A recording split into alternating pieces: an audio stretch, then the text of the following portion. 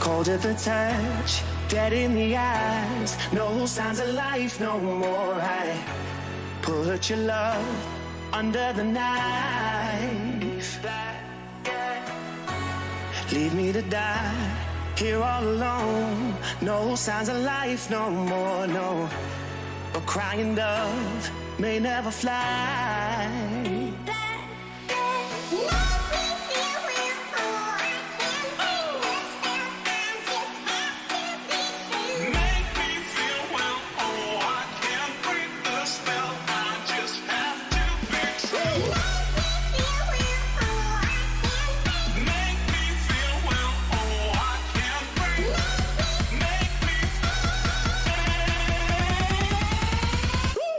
Black and white.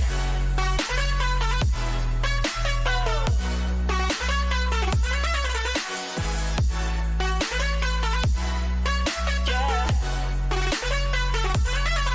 Black and white. Oh, oh, oh, oh. Just black and white.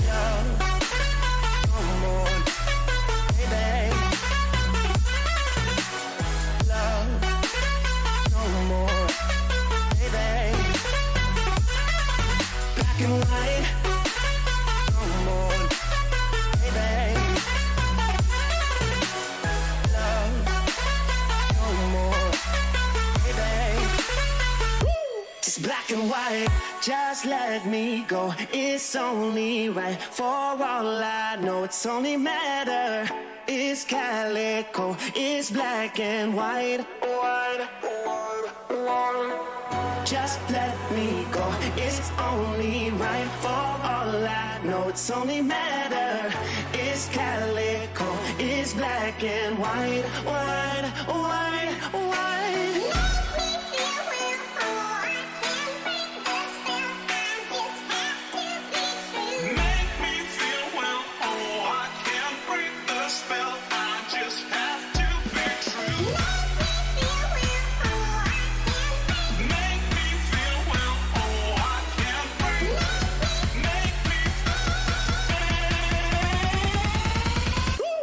Black and white.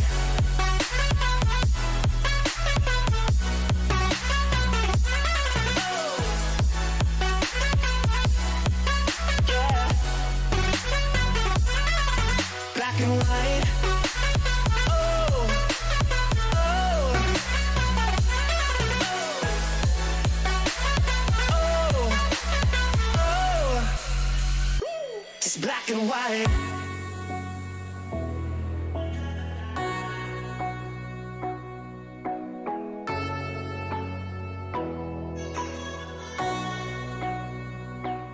Black and white.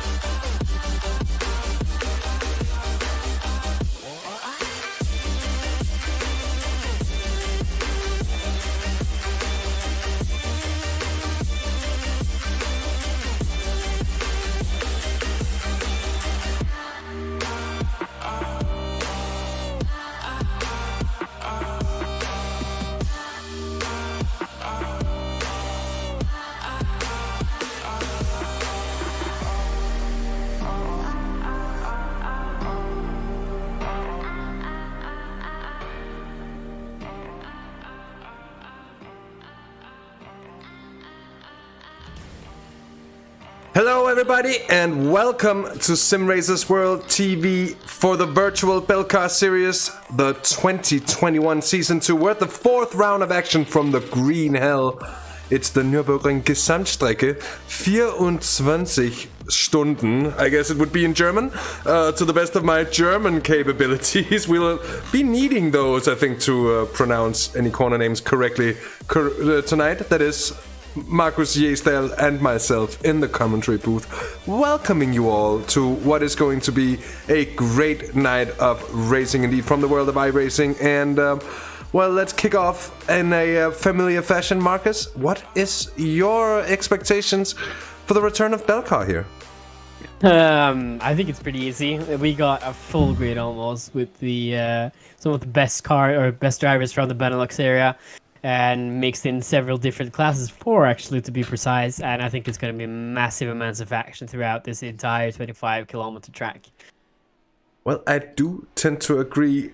Indeed, we got qualifying underway, and we've got just a few more minutes going on, and we're gonna have to stay awake here. I'm just gonna go immediately into a catch-up of what happened last time out at Le Mans, where Anaj took the win on Anaj competition. Indeed, in Belcar 1, the Lamborghini GT3 machines, they took the win for a second consecutive time, which they also did at Spa, and that has now put them in the championship lead ahead of GT Racing, but just by 3 points.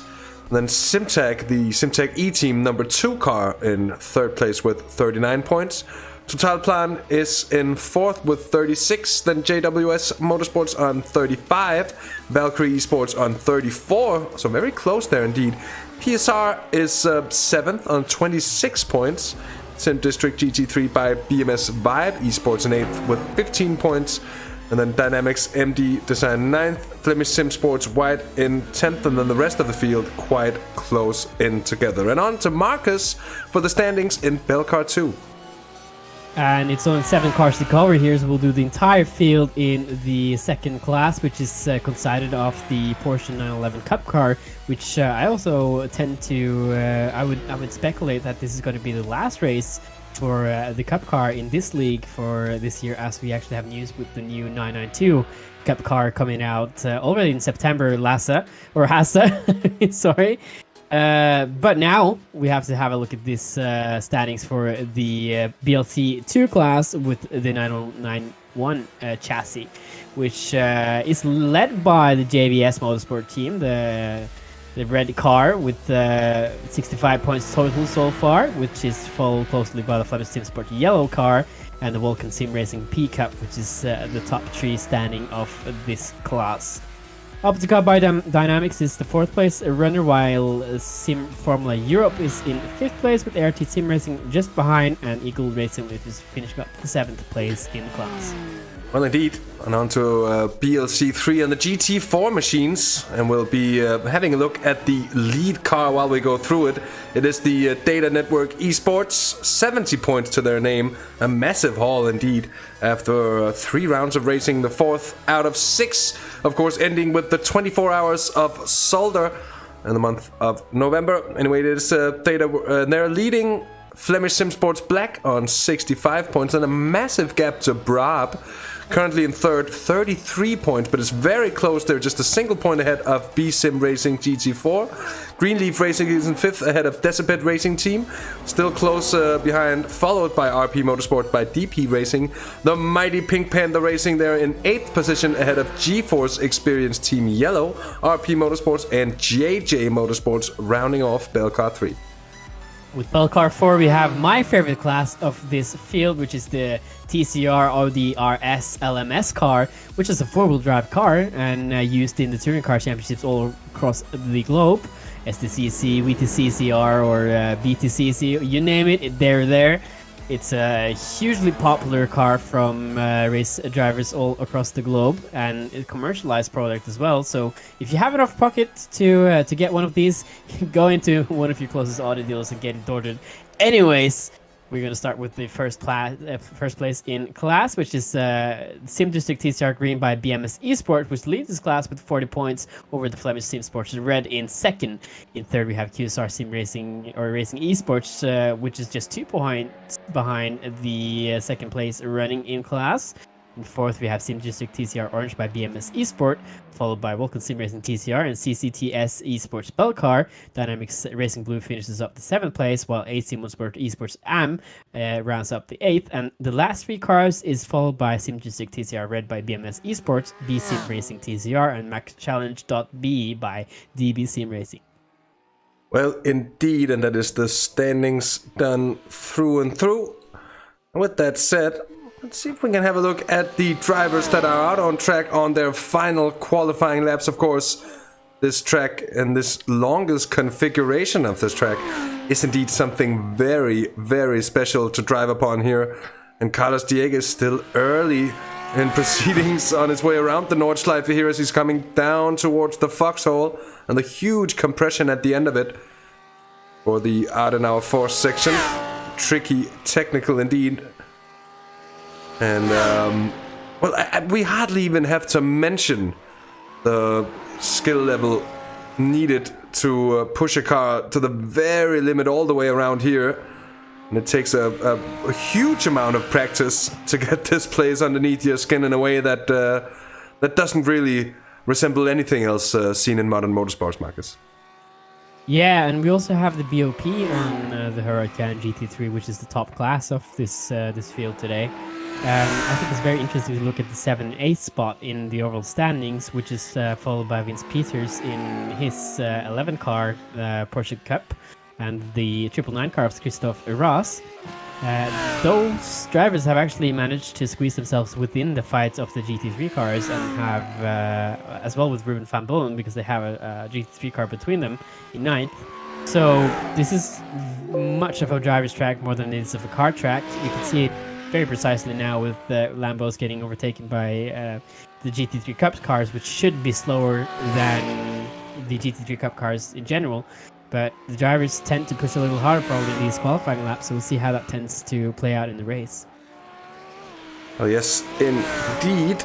And something I think the drivers will be appreciating here, of course. It's going to be a bit of a problem when they run into traffic, but it's going to be a bit less than we see at the different shorter tracks, of which there are a lot of. Sorry for the Windows noise popping up in the background there. I had to just make sure that all the driver names and such were loaded in correctly, and I wanted to give me a bit of a notification pop up there in the middle of everything. So thank you, Windows 10. Much appreciated. Anyways, apologies for that, and on we go.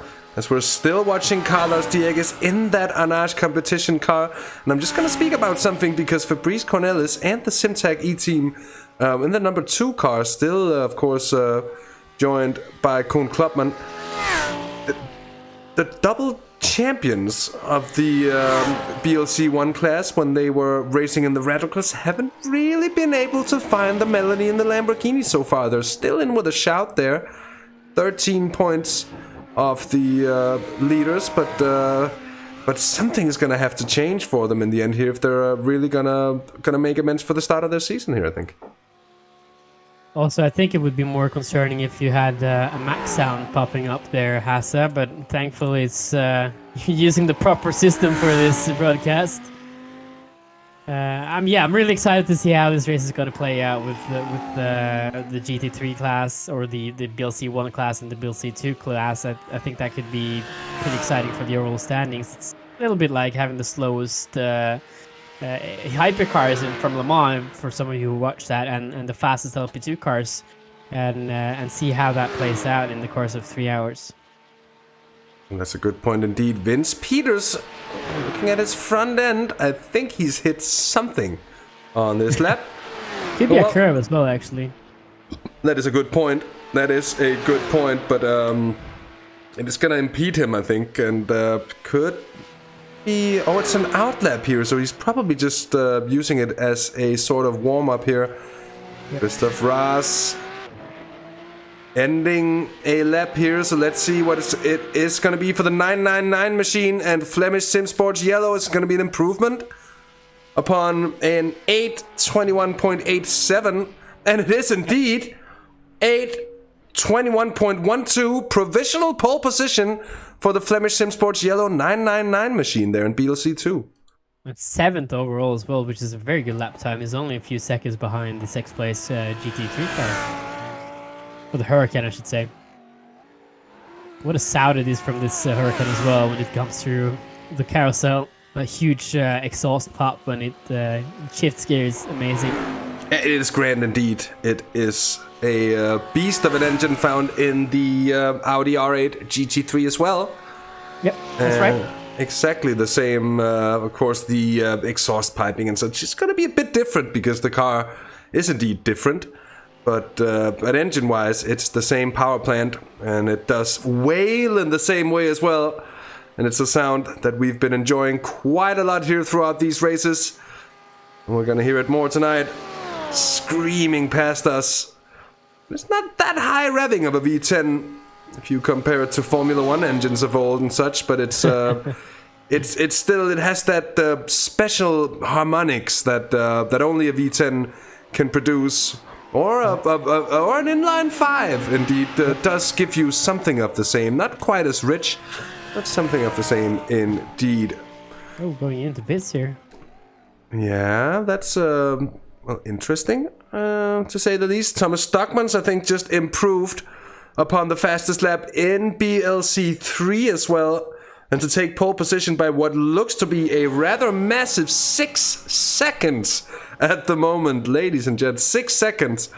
And it sounds like more than it is. It is something seen before at this track.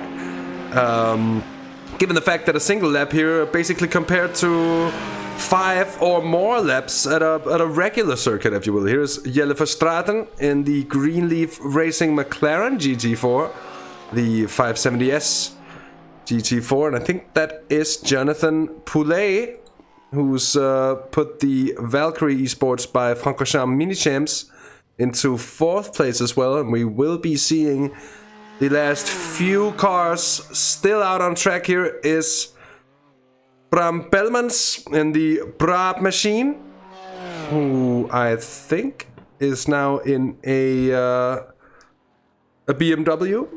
Yep. Which I'm not quite sure. They used to be in a Porsche, if I'm not completely mistaken here. We could call this a Toyota Supra as well, because they're very similar in terms of specifications. That's actually true. It's although I think since we were talking about the Audi R8 and the Hurricane sharing the same power plant and parts, this is very similar to the Toyota. Yeah, indeed, though the Toyota Supra, not something we've seen that much of in the racing world yet. I think it would actually quite competitive in the European GT4 Championship, which it's staying in it for a little bit now. I think long-time fans of the Supra will be pleased to see it racing. Of course, these Japanese machines that we don't have a lot of in iRacing do have a massive global fan base of the whole JDM culture, and then there are those who don't like the whole racing thing and such. And I must admit that I rather enjoy the stock versions of some of those cars more than when they get riced out. But let's save that discussion for another day as we're watching Bram Bellemans go around. I think, well, I'm not quite sure, but this should be the only flying lap that they're gonna have in it here for however, they did not start the lap before the session ended, meaning I don't think they're gonna put in a time in the end. That might become a bit of a problem here. Vince Peters, who's put in a good time as well here for JWS, although not good enough for pole position here. I don't think he improved on that lap either, because his best lap time was a 8:21. I'm sorry, a 1:21. I'm so used to the 1 and 2 minute tracks here, Hasse, but now we're actually way past the 7 minute mark. So an 8:21.7 is his fastest lap time, which is about 6 or so tenths off the pole time, and very close between the 999 and the 11 car.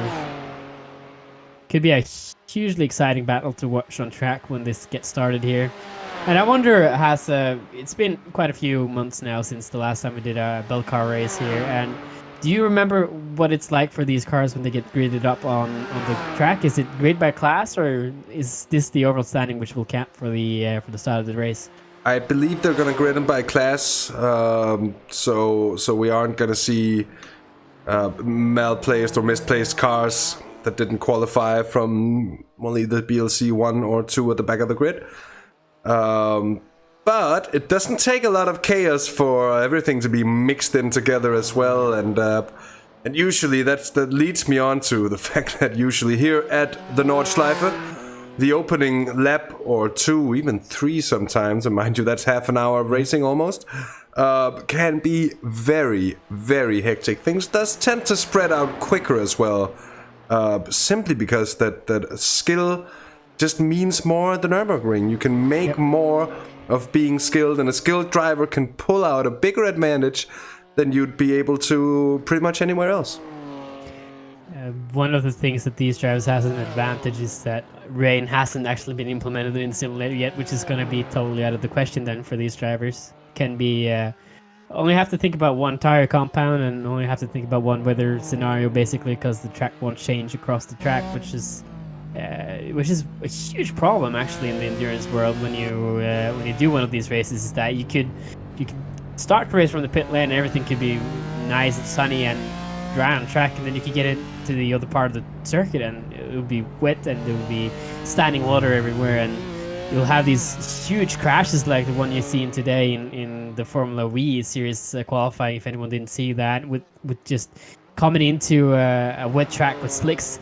Those are the problems that could be a future problem, but won't be any issues tonight, as the track will stay dry throughout the entire event.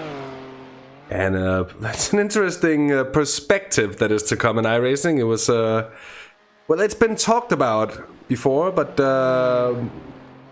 now it seems that we've been teased a few things of the rain that is to be in iRacing, and we are, I guess, both dreading it and looking forward to it at the same time. And from a commentator's perspective, I couldn't find anything more exciting in the end than rail. Thank you, Thomas, for providing the answer to questions in chat. I was just about to address it.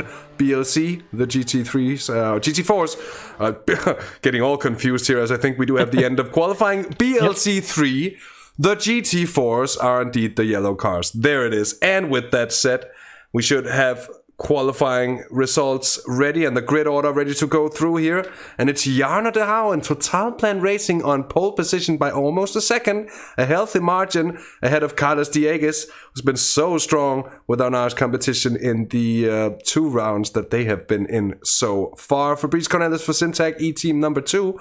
Third on the grid with Jonathan Poulet for Valkyrie Esports by Francorchamps Miniatures. That's in 4th place ahead of Joel Erlenbrook, William Chadwick. And that's my bummer for providing wrong information before. Because as we can see, Christoph Raas there is 7th in the 999 ahead of Vince Peters in the 11. Those 2 cars are both in BLC2. Then Johan van den Akker in 9th is in a Lamborghini ahead of Ricardo Michalewski, who is in a Porsche Cup machine, ahead of Ruben van Buell, another Porsche Cup, and then Alexander Raas with another BLC1 Lamborghini. So mixed classes even at the front of the field here. Going further down, we have Kenny Herremans 13th ahead of Didier Dexters. Peter Lemkens in the RP Motorsports Lamborghini is 15th ahead of Robbie DeB. Then Thomas Prodpocki for Eagle Race Simulators. Then Ward Mallards in 18th ahead of the boss of Dynamics Racing Simulators. Indeed, that's Jochen Lennart's 19th. Thomas Stockmans, the BLC 3 leader, and by a very healthy margin there in the end. Jelle Verstraeten 2nd. Then Mohamed Sogam, a newcomer to the series, I believe, they're 3rd in class, ahead of Adrian Resisny. And then Roy Leinsfeld, who's in for Mighty Pink Panther Racing. And at the spicy end of BLC4 as well. I might actually have jumped a few rows there. No, Nice. Naveed Hussain is leading for Ignium Motorsports, and I think that's their first pole position in BLC4, ahead of Philip Fliegen, Kippy Haidt, Sven Calvert, then Jean-Charles Chavanot, I love that name indeed, and Nils de Kuiper for QSR Racing Esports, Robin van Gogh, Bart Levens 32nd, and with the last few cars on the grid being Louis Genevois, Jeremy de Bouver, I was just about to say Jeremy de Bouver, Robin Neville, Bram Bellemans, Loic Lamolle, Olivier Bultink, and Kenneth Franken, 39th and last on the grid. 4 classes, 3 hours of racing here at the Green Hill indeed, Marcus, and we are just about to get underway. What was happening there between the bottom or the back markers there? They were actually, it looked like they were bumping into each other, trying to get each other to start rolling there. Somebody might have fallen asleep in the cars as they were getting on the pace lap here. Yeah, it looked rather strange. There was, and we have reports of a few bits of contact in between the cars. Hope not much picked up damage in that situation indeed. It's time though. It is time indeed. The pace car's off and the light's about to go green, and the BLC ones are going to lead him and welcome us to 3 hours of racing here at the Nürburgring Nordschleife. And it's going to be 3 hot hours. Oh, they're waiting and waiting and waiting a fair bit longer than I would expect them to in the end here. But green it is, flying down towards turn 1, and let's see if we can all get through the sharpest of right-handers. The Porsche comes, there's a bit of a touch indeed. And that'll mean almost 3 wide, and then just about make it through. Oh my word. And certainly a lot of action here, early days. So we'll try to go down through the field and just see if everyone made it smooth through the opening seconds. But I believe that it's the case indeed. Although a lot of changes for position all around the field. Things are happening so quickly that we wouldn't have a chance in life to actually cover it all. That's a set from very far back from the Lambo on the Lambo there. I think that's Peter Lemkens who was over, having a look. But certainly having to think twice. This is an interesting place on the track here, Hasse, because now we have the cars in the Grand Prix circuit, which the Lambos are really taking full advantage of. They're probably going to be faster here than any of the other cars, but now as they're getting into to the Nordschleife after battling for positions throughout the Grand Prix circuit, you might see a change in dynamics, having Cup cars making passes on the GT3 Hurricanes in the Nordschleife. So I think this is going to really change once we get on to the tough part of this circuit. Yeah, very much so. Well, we saw it at Le Mans as well, that the Cup cars over a single lap could very much so be in there with the BLC ones. Here's Jonathan Poulet. Makes a very late apex as he enters the Nordschleife complex. Such a long stretch, just over 17 kilometers. And this entire... Oh, that is a touch of third on the outside for the 11 car, Vince Peters here. We've had an issue, I'm afraid, for Bart Levens in the 54 car. Let's see what happens. Ah, that's a bit of a contact. And he gets sent spinning. Well, that's not going to damage the Audi A3 TCR at all. Those things are built like tanks. They can take quite a lot of damage here, but you can see they're so close here. The 999, the 11, and the following Lamborghinis. Up ahead, a little bit of spreading out, and then I am afraid we've had a problem for Abel Court. Oh, yeah, he's really got off 2 crashes here. The 9 and the... That's Brab. That's Brab, I'm afraid.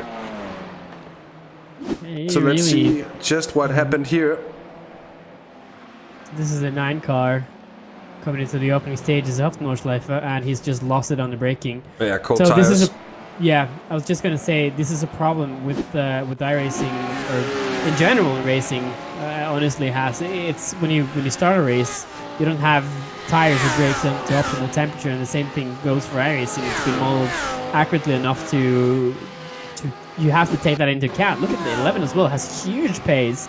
And mind you, this isn't even the same class.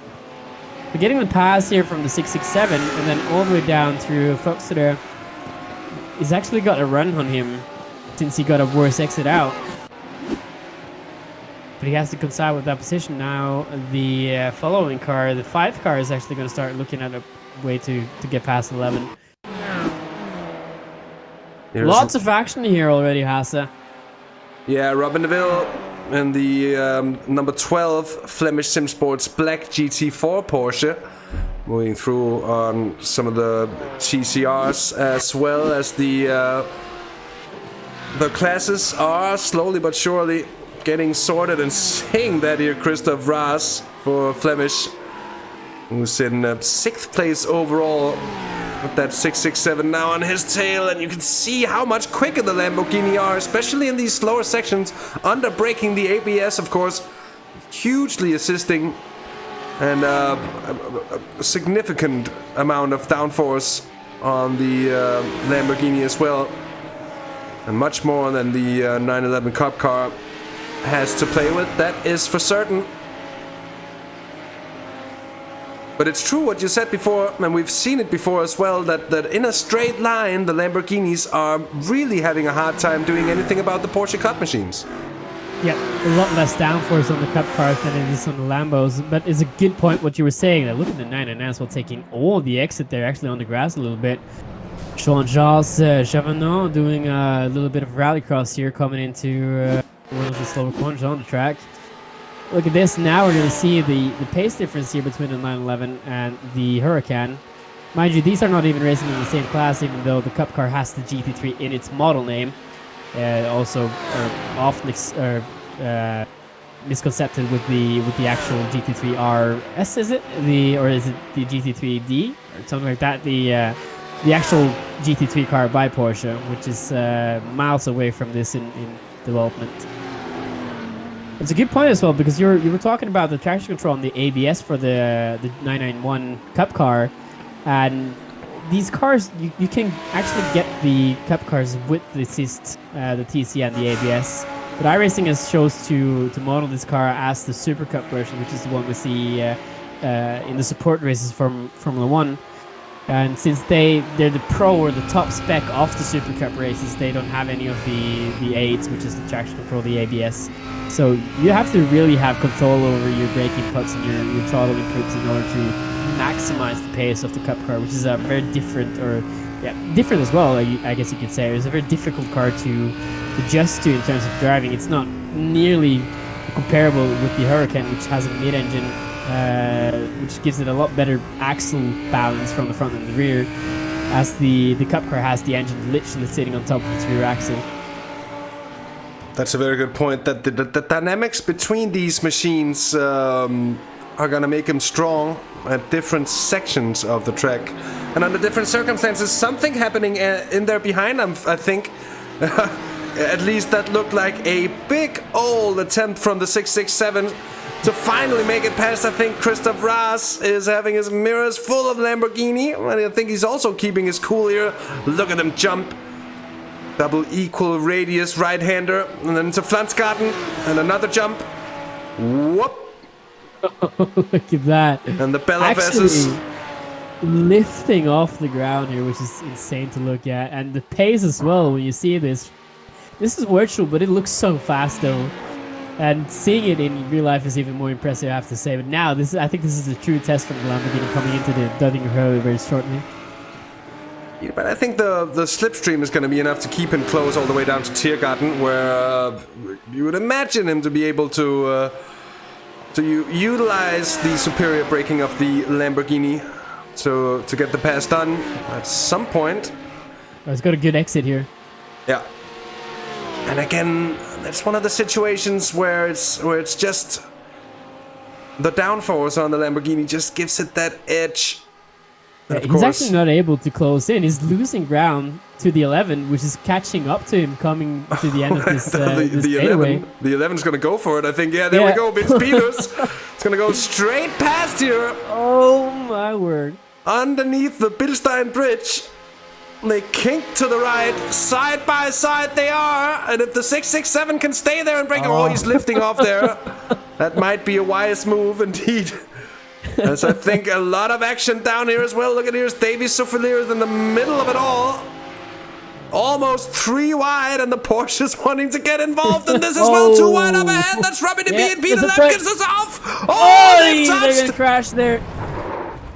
Oh my. And that's a massive hit. And Peter Lemkins is on the middle of the racetrack. And they'll have a lot of cars coming through and not a lot of time. Yeah. So they need to get that sorted out. Oh, it doesn't need to spin here. We'll have another look at exactly what happened there, Marcus. Yeah, I think that's a classic example of taking too much and not giving enough from both of them. It's a 3-hour race, 9 minutes into it, and they're going 2 wides fighting for... What position was that? It wasn't even one of the highest positions here. Yeah, 12th position. Is that what they're fighting for? And small touch between the two, not leaving enough space for each other. Actually, for 11th, and yeah, I think it's a racing incident. You can blame them both for that, just setting themselves in a bad position. It's such a difficult braking zone to gauge as well. It twists and turns left and right. And the natural instinct is to go straight through there, and once you're too wide, that becomes all the more difficult, as evident as what we just saw. That is a very bad way to start a race of this length. By the way, we have been going for almost 10 minutes. We're now on lap 2, and a very warm welcome to everyone tuning in with us tonight here on Simracersworld TV, be it from Belgium or from the rest of the world. It is a pleasure indeed to have you all along. And we are indeed glad to be back after a lengthy summer break as well in Belcar terms. And it's been a few months, and it's been a dry spell. I think I've certainly been enjoying getting back into the booth and into the thick of the action here. So we're following the battle for 3rd place in BLC1, and that's 3rd place overall. Mind you, that's actually 2nd place. I don't know what happened to Carlos Dieguez, but I think he lost a bit of time. Or either that or Fabrice Cornelis has really upped his pace. But they are seriously close all of a sudden. The 667 has made it past the 9991, or the 99 car as well, actually. Just to point that out. I'm not sure when that happened. I think, yeah, you have it here. So this is the Grand Prix circuit, the Grand Prix part of the track, and Christoph realizes that it's not for class positions. Much better for him to just let him by. Opens the line up for him to get past without any dramas, and with the downforce now, Jonathan is going to really pull away, I think. Indeed. And a battle for podium positions as well here in BLC 3, and that's Jelle Verstraeten who's holding on ahead of Mohamed Sogam. But it looks great on this track as well. The 718 Cayman as well looks fantastic. Absolutely. So, on a little bit of a jump here. That's the Flugplatz, the double right-hander. One of the scariest points on track as well. Oh, especially when you go onto the grass like that.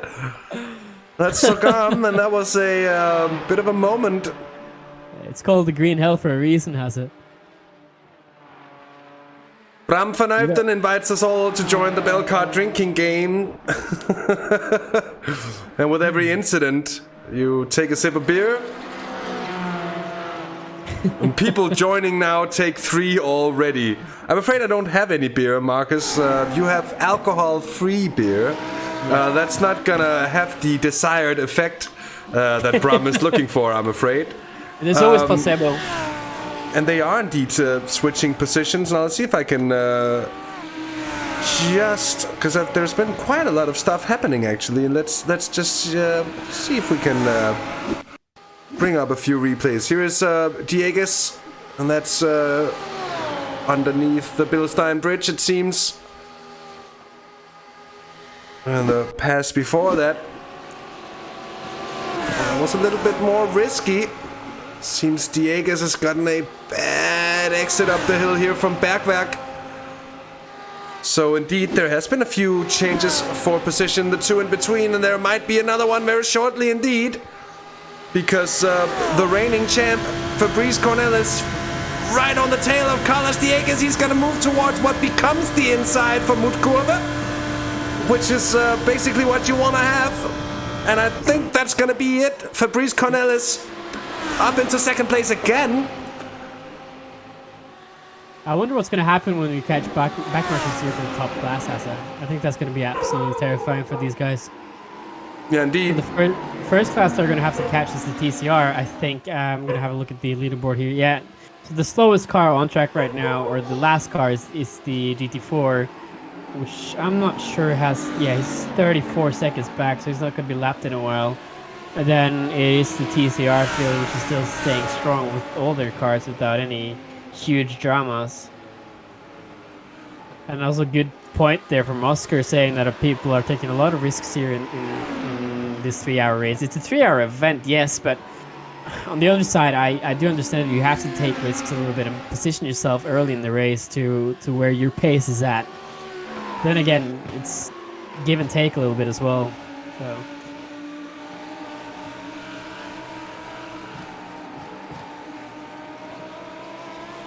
Look at that lead being sprung by Fabrice Cornelis, immediately opening up a bit of a gap down to Carlos Dieguez there, maybe a little bit less comfortable on some sections of the Nordschleife. And at the same time, Scott McFall in the 145 Sim District GT3 by BMS Vibe Sports Machine is falling into the clutch of that's Joel Erlenbrook, who's seemingly quite comfortable there in the 99 machine. That top 5 still within a modest margin of 4.5 seconds. Then Jonathan Poulet another 7 seconds down the road.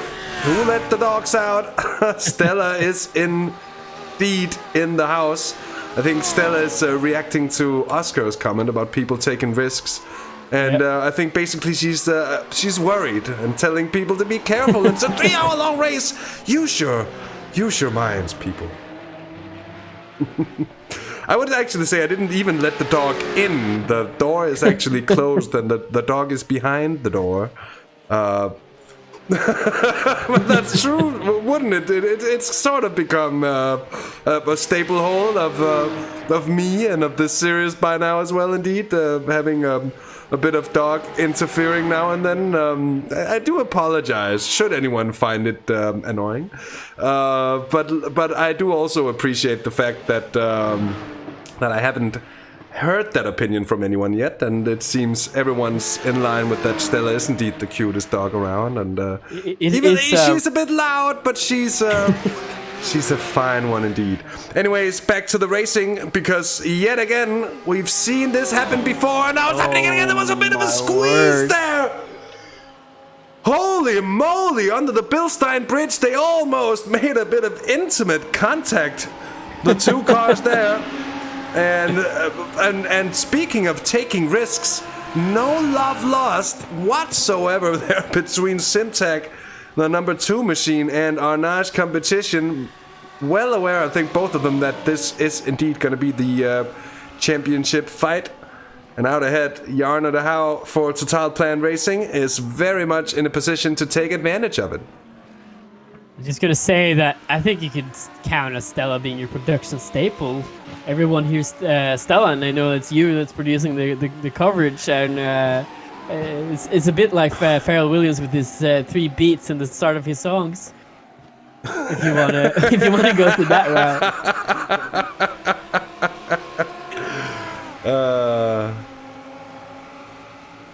But yeah, I think it's a good point as well with this battle here for second.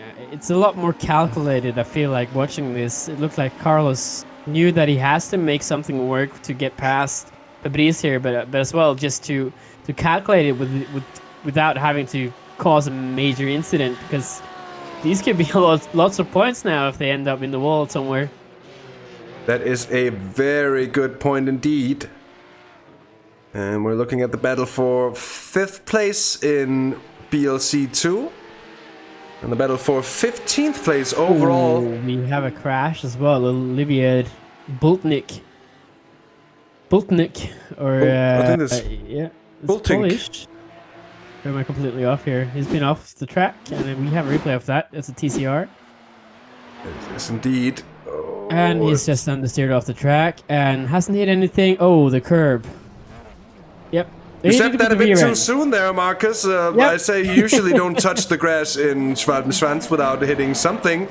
That came true as well for Olivier Bultink there in that situation. Yep. That is not good at all. It's a tank though, the TCR. It really takes a hammering without getting too bent up in the chassis. Third place then in BLC2, Ricardo Michalewski, the 55 MSI RT Racing 1.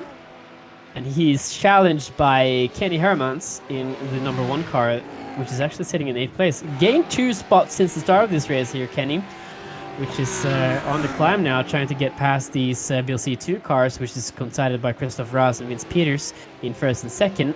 And then Ricardo as well, which we are following tightly right now.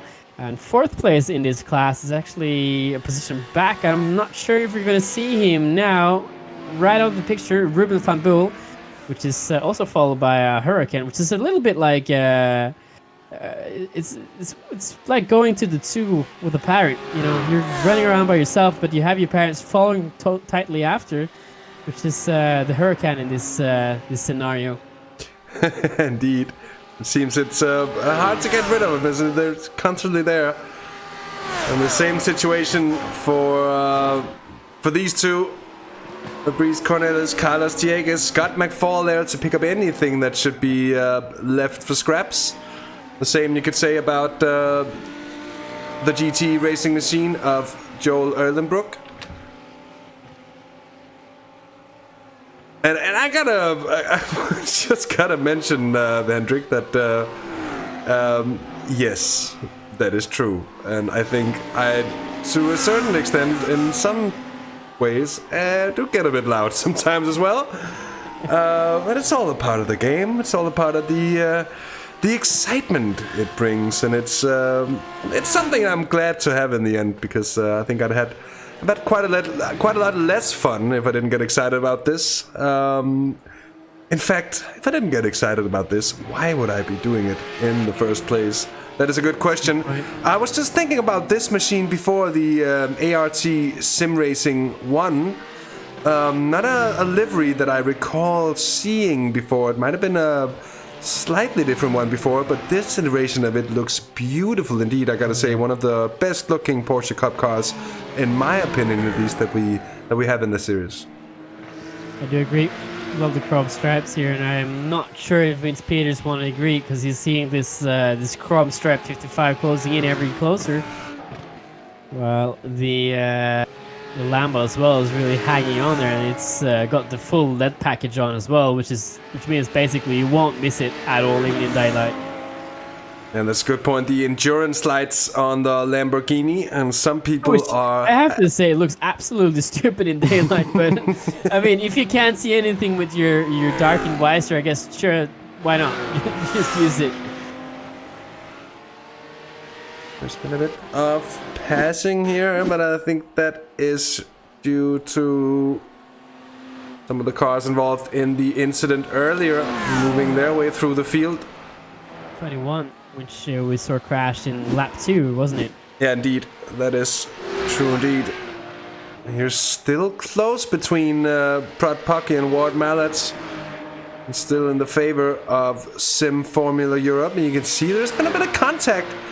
Or is that just me? I think the rear corners of this car does seem to have a little bit of something there. I think you're right about it as well. If you take these cars close together, maybe the damage will match up. We'll get a close match here. It'll be like a two-piece puzzle that comes together all of a sudden and fits perfectly in together. And why, thank you. This is what insurance companies do as well. Probably, I don't know, I'm not really... I have no clue. That's why I'm not in the insurance business, that much is for sure. That's one thing that probably wouldn't get me as excited as racing. Except if I could just commentate, if they could just give me video footage of car crashes, I'd be happy to commentate what happens. That would probably get me plenty excited. But I don't know if that's an actual position within the insurance world. I'm not quite sure. We'll make it one. We'll make it one. Insurance commentating. Could probably be great YouTube content anyways. You're still Kenny Hermans behind Ricardo Michalewski. Oh, was that? Yeah, we have had a problem for Mohammed Zogam, and he was in 3rd place, I think, when this happened for the GT4. Oh, that's a bit of a spin. It's a soft touch, but it's a very bad place to be sideways across the track. And this is one of those instances, Marcus, where you realize just how narrow the Nordschleife is. Yeah, not really meant for cars on that side of the track. It's supposed to be straight, not as a roadblock. I think that hurt as well for Mohammed, which lost a lot of positions from that. But it looks like his car was fine. I think the only thing that he has to be careful about is the wheel angles and the wings, because even though it's not really much of a downforce car, we talked about this before broadcast started, Hasse. The GT4 cars are more closer to the road going version. It's basically just a road car with a wing and a BOP adjustment and without interiors or anything, and a slick a set of tires, and it acts like it as well. You have some adjustability on the suspension, etc., but it's very much close to the production car as well. So if you can just stay away with some body damage, he could be fine even without those few touches there. Should buff out. Well, let's hope that. It would be a shame to have the problems to last from this early stage here. Now, our fastest lap, and immediately being beaten as well by Fabrice Cornelis. They've been into the 8:16s here. So, I have a question for you, Hasse. Sorry to interrupt you, but if you want to do your thing first, I'll ask this later. No, I was like, I talk all the time, so chances are you probably have something meaningful to say as well. Probably. We'll fluck it out. So, this track is really long. You got 25 kilometers of racing, which you're going to be doing now for 3 hours, and pit stops are going to be taken into account. That we know for sure. But I'm wondering, what do you think is the most efficient way to drive this car around the circuit at the moment? Is it to start a little bit aggressive in the opening phases of the stage, or the opening phases of the race, and then kind of slow down a little bit and conserve tires, or is it just going as fast as you can throughout the entire run? I think it's just going to be going flat out. At least earlier in the race we had relatively cool track temps. In practice it was 18 degrees, and I shall gladly be the one to flick up our track conditions and see if it's indeed still the case. Indeed, it is a track temp of 23 degrees and air temp of 18, so it's cool enough for the tires to easily be able to last a single stint. Whether they'll do a double, I'm actually not quite sure. That could be as well. There's quite a bit of straights at the Nürburgring, so the amount of like corner per meters isn't necessarily that bad, but it all depends a lot of on the driving style as well. So we'll have to see, and it's something we've seen decide these races as well in the past. The choice of strategies, and mostly the choice of tire strategy. Cars fly through flue pots though. It's really nice sight to see, especially the cup cars without any air at all. You see the front will lift off the ground a little bit. These cars are planted, absolutely. Look at this fight here in TCR though for third position, or second I should say, Philip Flegen, which is now leading this battle. And the third place car here, Kim Behit, which is slowing down a little bit here, giving some space between himself and the competitor in front. And maybe he is stronger in the Grand Prix section, which is why he's waiting off a little bit. He's certainly close in now, Hasse. Yeah, indeed. As we go on board with Kim Behait, I think he's looking for the run. And he's certainly... yeah, he's looking for the inside, but didn't quite have the run to gain. Seems the CCTS machine ahead might be a little bit stronger on top speed, which might also mean that Kim Behait could take advantage of any advantage in cornering speed here on the GP circuit, which is traditionally where you see the most overtakes. Oh, he's hanging on though. It looks like the 132 car is a little bit harder on tires when slowing down. The 69 braking a lot earlier than the car in front here, especially into turn 1. And a few moments ago, this happened. Kenny Harriman's finally getting past Ricardo Michalewski. That looks like Michalewski lifting off to let the Lambo in through. Yeah, lost a bit of time here to the 11, so I wonder what happened to Ricardo. Well, that's a good point. I think it always costs a bit of time to see the Lambos on the tail of the 11 as well. That didn't take much longer than a little shorter than I expected. Indeed, but I think as we see the stints go on, it's also where we see the Porsches begin to lose out. I think the Cup cars is going to be harder on tires than the Lamborghinis, of course. I'm not sure, but it's just a thought, given that they have less downforce and are more leaning on their mechanical grip, so to say. Up ahead still. I'm sorry, Markus, just to mention, Scott McFall, Renzo Eulenbrook still close to one another, but up ahead of them, all the cars now separated by at least a second and just thereabouts. Yeah, the Cup car has a disadvantage in this twisted bit on the track, which is why the Hurricanes get kind of trapped behind them because they can't really find a way past, and they're also fighting for class position here, or the overall standing positions. They're racing against the 4 positions on track, which is why the Cup car doesn't have to let him by, or doesn't have to yield, I should say. But now, as we get into this more straight section of the track, where you're basically flat out throughout from the exit of the last corner until what's the name of the corner again? I can't remember quite at the moment. I'll have a quick look. I think that is Klostertal or Motkurve, which is where the Lamborghini will start getting an advantage again with the downforce in the more twisted bit section of the track. It's funny to see sometimes, because you imagine a section that's relatively straight to be in an advantageous position of the Porsche. But it turns out that all of a sudden, well, the Lambo can just carry more speed onto it and yet go still faster, if not on the entirety of the straight as we saw before on the Duttinger, then at least on the first few hundred meters of it, and then minimize any time lost. Kenny Harriman's, though, looking to be any huge pace advantages for him on Vince Peters up ahead, though there is also a bit of damage on the front end of that Lamborghini. Look at the front right hand side of the car. Of course, to our left, when we see it from the front, there it is, quite evident there. It's not heavy damage, but it's been hit with something, and that'll of course take even further top speed out of the Lambo and make it even harder to pass on the Porsches. It's a good capture, Hasse. I didn't see that, but yeah, you're absolutely right. On the right front corner of that Hurricane is it's a good donk there, if you could say that. We're directly translated from the region. Big boink. We'll see if there's going to be any boinking here between the two TCR cars for 4th, I think this is. We usually do see quite a bit of rubbing. Rubbing is racing when it comes to TCR. That's in real life, and that's in iRacing as well.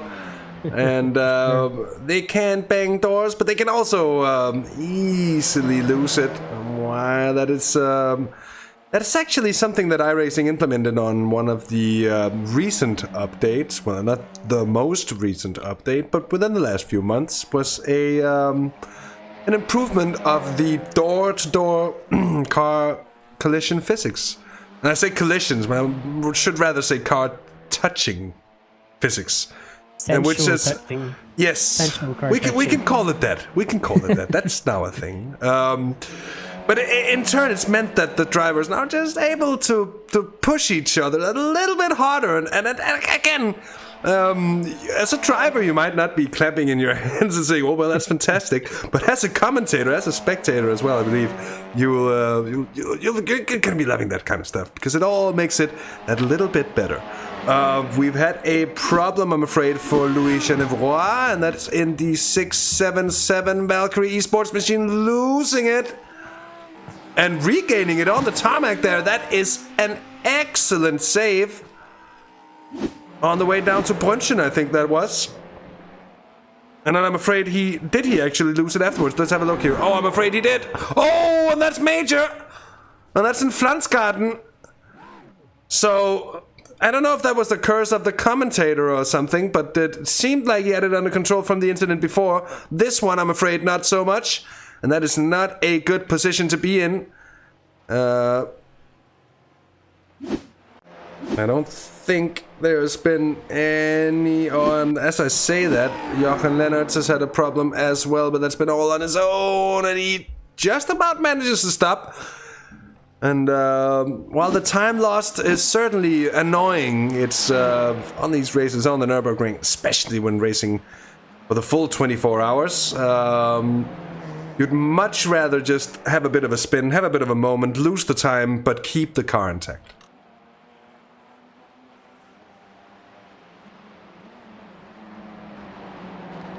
So, atop the first half hour of racing here now. Actually 34.5 minutes gone here to be precise. And it's still Total Plan Racing. And the number 20 machine driven by Jarno Hau put the car in pole position and has done a superior job so far. Fabrice Cornelis holding on to second place. The 0.8 second advantage to Carlos Dieguez. Scott McFall is fourth, and Renzo Erlenbrook it is. My apologies for having Jolin. A bit of confusion there with the graphics. Of course, it is the Erlenbrook family that races together for GT racing. Very much a real-life racing scene as well. They do have plenty of experience.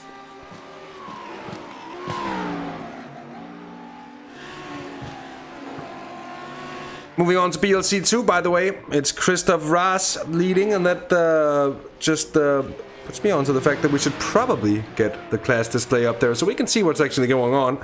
But indeed, Christoph Raas leading for Flemish Simsports Yellow and the 999 machine. Vince Peters second for JWS Motorsports in the 11 cars, still behind Kearney Heremans here.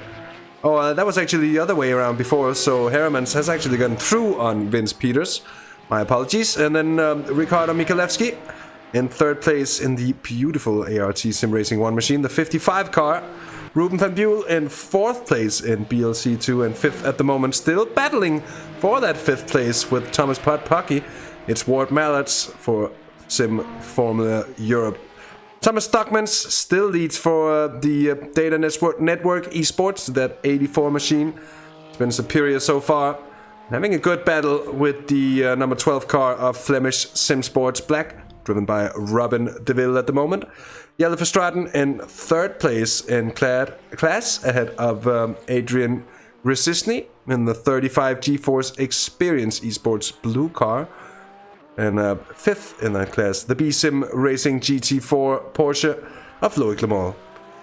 And then going on to TCR, it's Navid Hussain for Ignia Motorsports, leading ahead of Philip Vliegen in the CCTS Esports Belcar machine. Kim Behate for Flemish Simsports Red. Olivier Biltink in the Sim District TCR Green by BMS Esports, and that name is not long at all. And then fifth in that class, Sven Kalberts for Dynamics Racing Blue, and that's a toughly contested battle between himself and Olivier Bultink. Sven Kalbert, an experienced man as well, holding off in what could have been a rather ambitious and dangerous move as well here. Peter Lemkens is in the pit as well, and we've had a problem as well for Ward Mallards, who was sitting fifth there for Sim Formula Europe.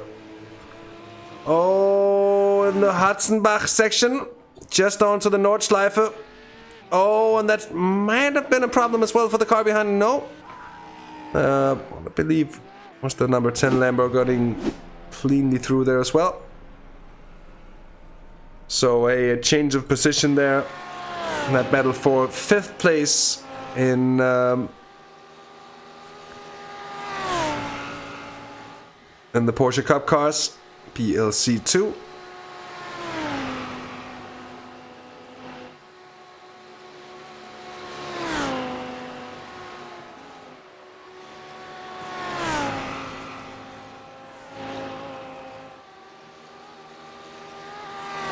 Well, I think I incidentally muted my Discord, leaving Marcus with not much chance to get in on the action here. My apologies for that.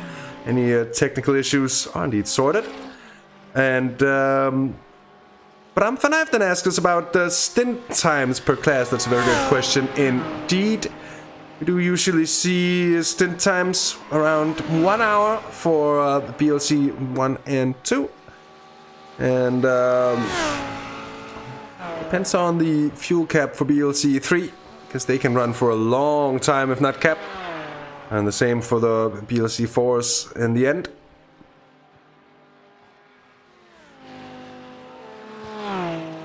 Yeah, thank you so much for having me again. it's been a long time now. Yeah, my apologies. I think I have, it's because I have a hotkey for muting Discord, and I might have grazed it without really realizing. Yeah, this is one of the issues, or one of the problems with having two commentators in two different parts of the world usually, where technicalities can be a little bit difficult every now and again, especially as well with the delay a little bit between us when we're speaking, which is a problem which can occur often in the broadcasting world of sim sports or iRacing, if you would like. But all is well. Now we're back on again with the GT3 class here, or the Hurricane class, with the 99, which is we're so lucky to ride on board with. He is chasing Scott McFall in the 145, which is actually game 2 spot since the start of this race here, Hasse, which is a really good job from Scott in his Hurricane. It certainly has, and he's been kept company though by Rezo Erlebrück, very much so. Alexander Raas, I'm afraid, has had a bit of a problem here in the unlucky 13. Yep. And that's in the Dreifachsrecht, I think, coming down to Versifen. Yeah, and that's, I think, that kind of suggests a bit of suspension damage there. You can see the car jumping from side to side, crabbing ever so slightly as well here, and that's not going to be good news. Yep, that's lucky number 13 striking again. Or unlucky number, I should say. Understeer off the track and then bent the rear wheels. Ruben van Bommel, which is pushing every single inch off this track here with this 991 Porsche Cup car. Very much, very much so. It's a heart in the throat sort of moment. The event viewer here is showing Joachim Lennartz is into the wall somewhere. Yeah, at least standing still, which is what that means, but we'll see. That's in... right before the carousel, isn't it? Very much so. That's the rear coming round too quickly in, and then Sogama's at a crop. Another moment as well. The already stricken GT4. It's the same place where he crashed it the first time. It's the exact same place, actually. It's true, Marcus. It's well spotted there. It's not a carbon copy of his first incident, but somewhat close enough. This time he keeps it out the wall. We've had a bit of an off track as well for Jeremy de Boever. And that is in the number 10 car. Oh, scraping the wall. Oh, is he gonna save it? Yes, just about. Yes, but it's not a good position again to be in. Oh, that was very, very, very close. That was that was almost a race-ending crash right then. And what is he doing, Jeremy de Boever? The problem is that it can be so hard to get the car to rotate around, and you're doing your best to do so, and do so quickly as well, but without smashing the car into the wall, and that can be a challenge all on its own. It's a huge streaker as well. Roy Lischweit as well has crashed. So we're on track. So the guys who are doing the drinking game right now, I think they're gonna have their hands full. They're probably on 2 hands drinking. Oh, there at the it is. moment. Oh, yeah. And that's the Pink Panther car, the 48. A beautiful machine indeed, anymore. But that's taken a few scrapes and bumps, front and rear. And too much curb, I think, threw the car off. A good thing it's a Saturday tomorrow, I should say. Especially with the drinking games, it's getting kind of dangerous. Yeah, that was there was a message that the Bram might have to retire in an hour, so we'll give him 15 more minutes. We'll see if he passes out before that. Interesting thing here on the last lap, Fabrice Cornell is gaining just over half a second on Jarno de Houw. So it seems like Cornell is really getting in the groove here now. Carlos Dieg is behind by 1.8 seconds here as well. So it's stabilizing ahead.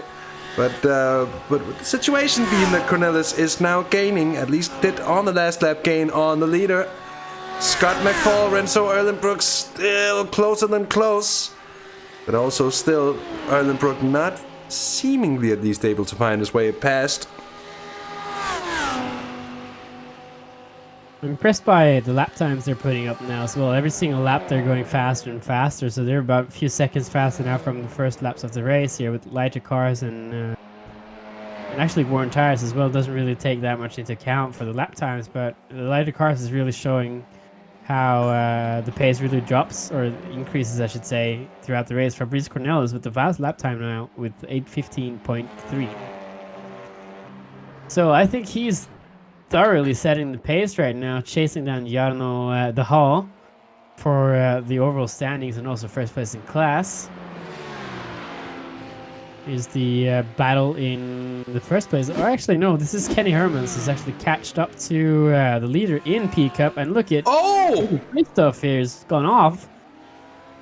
Small incident there. Knocked the left fender in. And Bram is going to have another drink here, I think. Well, so it seems. What you would expect it here. As you mentioned earlier, Marcus, they call it the green hell for a reason. Yep. Stay off the grass. Yeah, it's the black stuff you need to be on. And that's much easier said than done. I can testify to that fact. Sven Calvert still on the tail of Olivier Boulting. Those two has been at it for quite some time now. Up ahead of him, it's Navid Hussein, Philip Fliegen, and Kim Behait. Oh, he's on the grass. Sven Calvert, 2 wheels off there, just managing to keep it in. He certainly lost himself some important time and seemed to really lose the impetus there, and had a poor time as well. Might have well just lost the slipstream, I believe. Or just about. It's certainly not going to be the same. He's going to catch up to some of the slipstream, but yeah, I think you're right. It's not going to be the same. Scott McFall riding on board with now the gearbox view, which is accurate because the gearbox is in the rear of the car.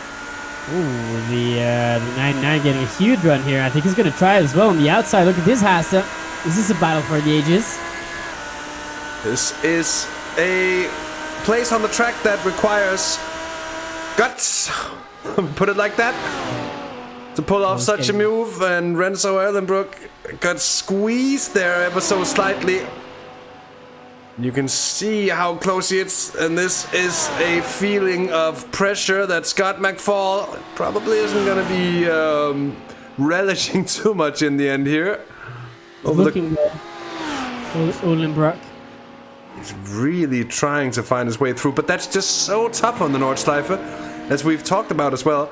It is such a narrow bit of racetrack, and it constantly twists, even on the faster bits as well, making it all the more difficult there. But Scott McFall missing the carousel, and Renzo Erlenbrook sneaking through there on the inside, opportunistic, ready to make it, and so he did.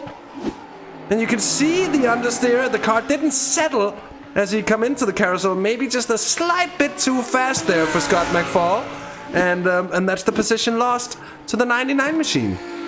But it's always easier to chase than to be chased, so now the cards are in advantage of Scott McFall. If this is a poker table, I think he's sitting with the best hand at the moment. Well, it is indeed the hunter having become the hunted now, but at the same time, Scott McFall just lost that position. He's been under pressure for a long time now, and he's struggling a little bit with the pace of the 99 car up ahead, it seems, as well.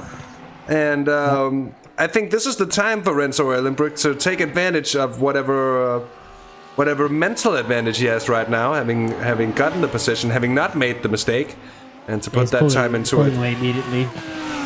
It seems to be so, at least.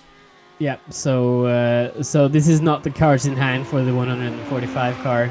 He's really losing distance every single corner now, and 99 knows that. And I think you're absolutely right with saying that he's trying to pull distance immediately, which is what he should be doing. As we see Sven Albert out here is checking out the track limits. Getting a little too deep in there as he was getting close to Bultink yet again. Does that count as an incident? Does that mean Bram has to take another shot? That is a question of definition that I'm not going to get into. But if that's the case, we better hope that Bram has a healthy tolerance. He's not going to work tomorrow. Belgian beverages. Well, you don't know that. People do work on the weekends, Marcus. What is that kind of assumption to make here? The assumption is if he's actually going to take one shot every single incident, he's already in for quite a bottle out here, I think. Well, that is indeed very, very true. 49 minutes into this 3-hour race at the Nürburgring Gesamtstrecke. The 24-hour layout in the 4th round of the Virtual Belcar Series, the 2021 Season 2. And we are well underway. There's all the makings of a very interesting race. And look at this, McFall is back ahead of Erlenbrook. And we managed to miss it. Luckily, we're going to be able to pull back the replay here. It's just coming up to the Bilstein Bridge. And there's going to be no way for Renzo Erlenbrook to defend such a situation. You know what, that was earlier than Hasse when I said he didn't have the best hand. That was him showing the poker face. I think he knew where his best opportunity was, and I think the 99 as well actually knew that Erlenbrook had to pull away before Duttinger her and didn't manage it. The 145 got a better run out in the corner and then passed him again. And it's also a very good point here from Glenn Van Paris. Don't underestimate the Belgian guys. We're Nordic, Hasse. Oh! Wow. The Brab car? How? Just how did he not hit the AC Motorsports air machine there of Jean-Charles Chevenot? That is... yeah. That's a huge incident. It was very close. Have a look at that. Oh, my word. Can you get a close-up on the 9 car there? That is what I'm attempting. I'm just trying to find it here so I can... Yeah, there it is. So I'll bring that up on screen immediately. Here is the view from Abel Court's machine. Oh, whoa. Jesus. And if that isn't the Cold Brown moment, I don't know what is. That's cold brown and black and red and everything, I think. How he didn't hit him there, I'm not really sure, but he's had a moment already, Abel. I think he's used up his bad luck in this race already. Actually made his way up through... No, he's still last in class, but he's getting ever closer to Pierre-Yves Dessert, which is, I think, the co-driver from Muhammad. Struggled in the latter stages of the stint. Well, that could be the case. Here we have... Yeah, I want to give a quick shout here because Glenn Van Paris says don't underestimate the Belgian guys, and Hasse, we're both Nordic. We know what it's like every now and again with when it comes to consumption. Well, being a Dane and knowing you Norwegians and your relationship with alcoholic beverages, I would say speak on your own behalves, because you do not know how to consume alcohol in any sort of responsive way at all. I apologize to any Norwegians watching, incidentally, but come to Denmark, go to the city, and watch some Norwegian people, and you will know exactly what I'm on about. So, us being, well, it's true that we're from Nordic countries, but the rest of it, I will discard, to say it in a polite manner. However, I do believe that a fair few Danes would be able to sit with the Belgians. I also don't know that Belgians are one of the most beer-loving places in the world, for the simple fact that they make some of the best beer in the world. So it makes a perfect amount of sense to me. Sorry to be coming out with the hammer after your folks there, Marcus, but it was a remark that I couldn't disregard. You're too close to Germany and Belgium, Hasse. You should come to Sweden or Finland sometime next time. I would but not before mind we do Finland. before we do that, we look at this battle though, because it's really heating up again, Hasse. The 145 now of Scott McFall is really getting put on the pressure by Olenbrook, which is flashing his lights a little bit there, trying to put him off his paces a little bit. But this fight is really catching up again. Yeah, indeed.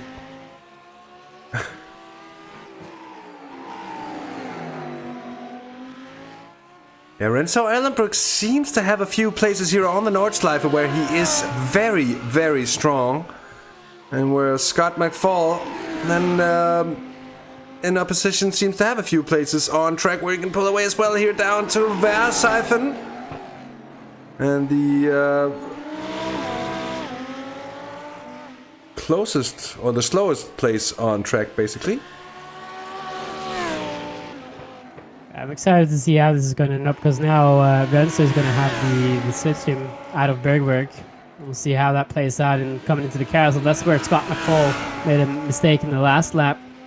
And look at the lap count here, Hasse. 7 laps in and we're almost an hour into the race as well. This is really heating up.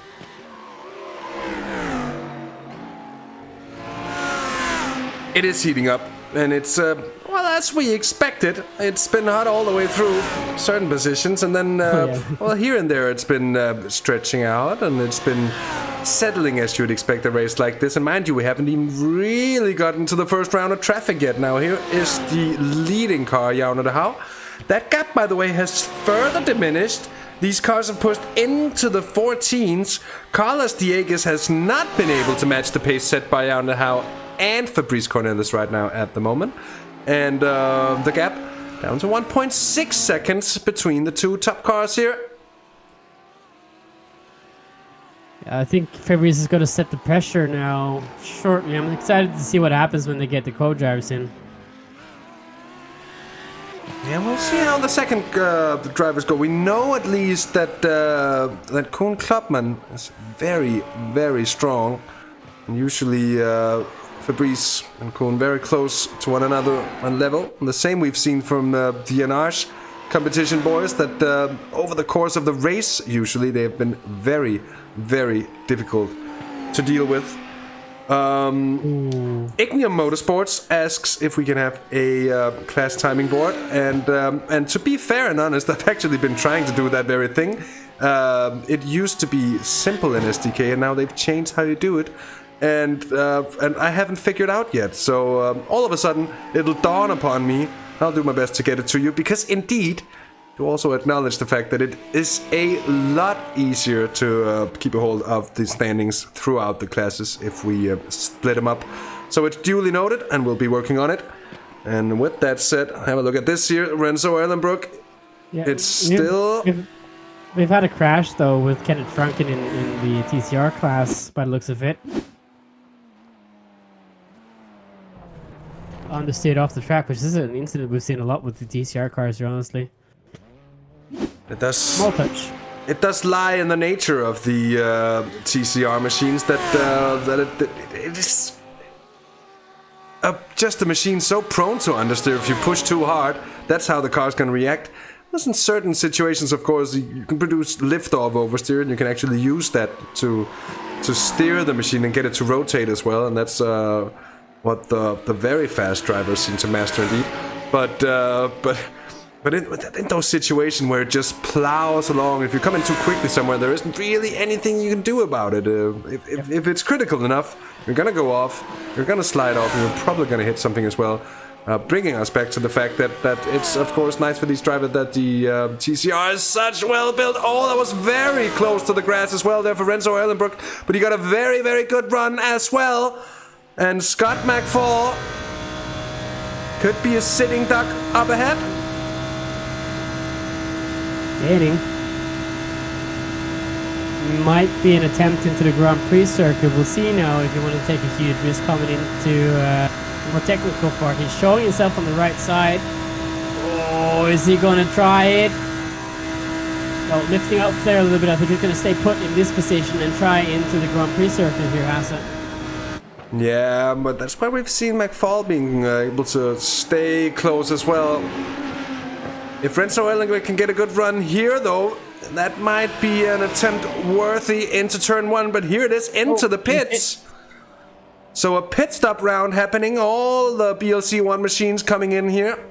And all of them coming in a minute and a half, a bit more than a minute and a half, before the turn of the hour.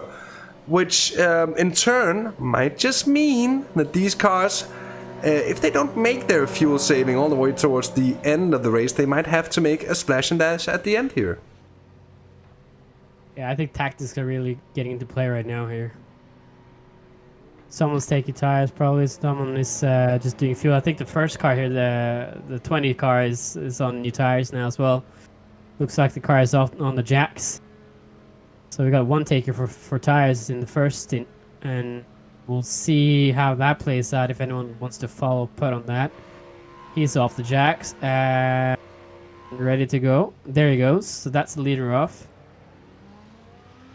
Cedric Walters now taking over from the leader, or from the other driver. I can't remember quite his name at the moment. Yeah, I think everyone's taking tires here on these stops here, Hasse. Yeah, indeed. It was Jarno Howe, now it's Cedric Wouters in the car. And look at the Porsche Cup machines driving through here. They're going to be able to do another lap. And he passed a lot of Lamborghinis here for position as well, so we'll see how that plays out. Interestingly here, Christoph Raas is in the pits. Vince Peters was close. So, given that the Vince Peters should be able to do a quicker lap here, unless he's having to fuel save quite a lot. And if that's not the case, then he will be in a good position to do the overcut, as he should be able to pull in a quicker lap with a light car than the lap being put in as the former leader. The Flemish car exits the pit. Now that's Hans Poelmans having taken over the car, and they're doing tire swaps as well here. I think that's a good thing from the leader now in the Cup Cars class, the BLC2, with the orange color coding. Vince Peters, if he stretched that fuel stint to 1 hour and 8 minutes, that's going to put his co-driver into a very good position, I think. We'll have to see just how it stands once everyone's been in the pits and out again. A massive traffic at the moment by the pit lane.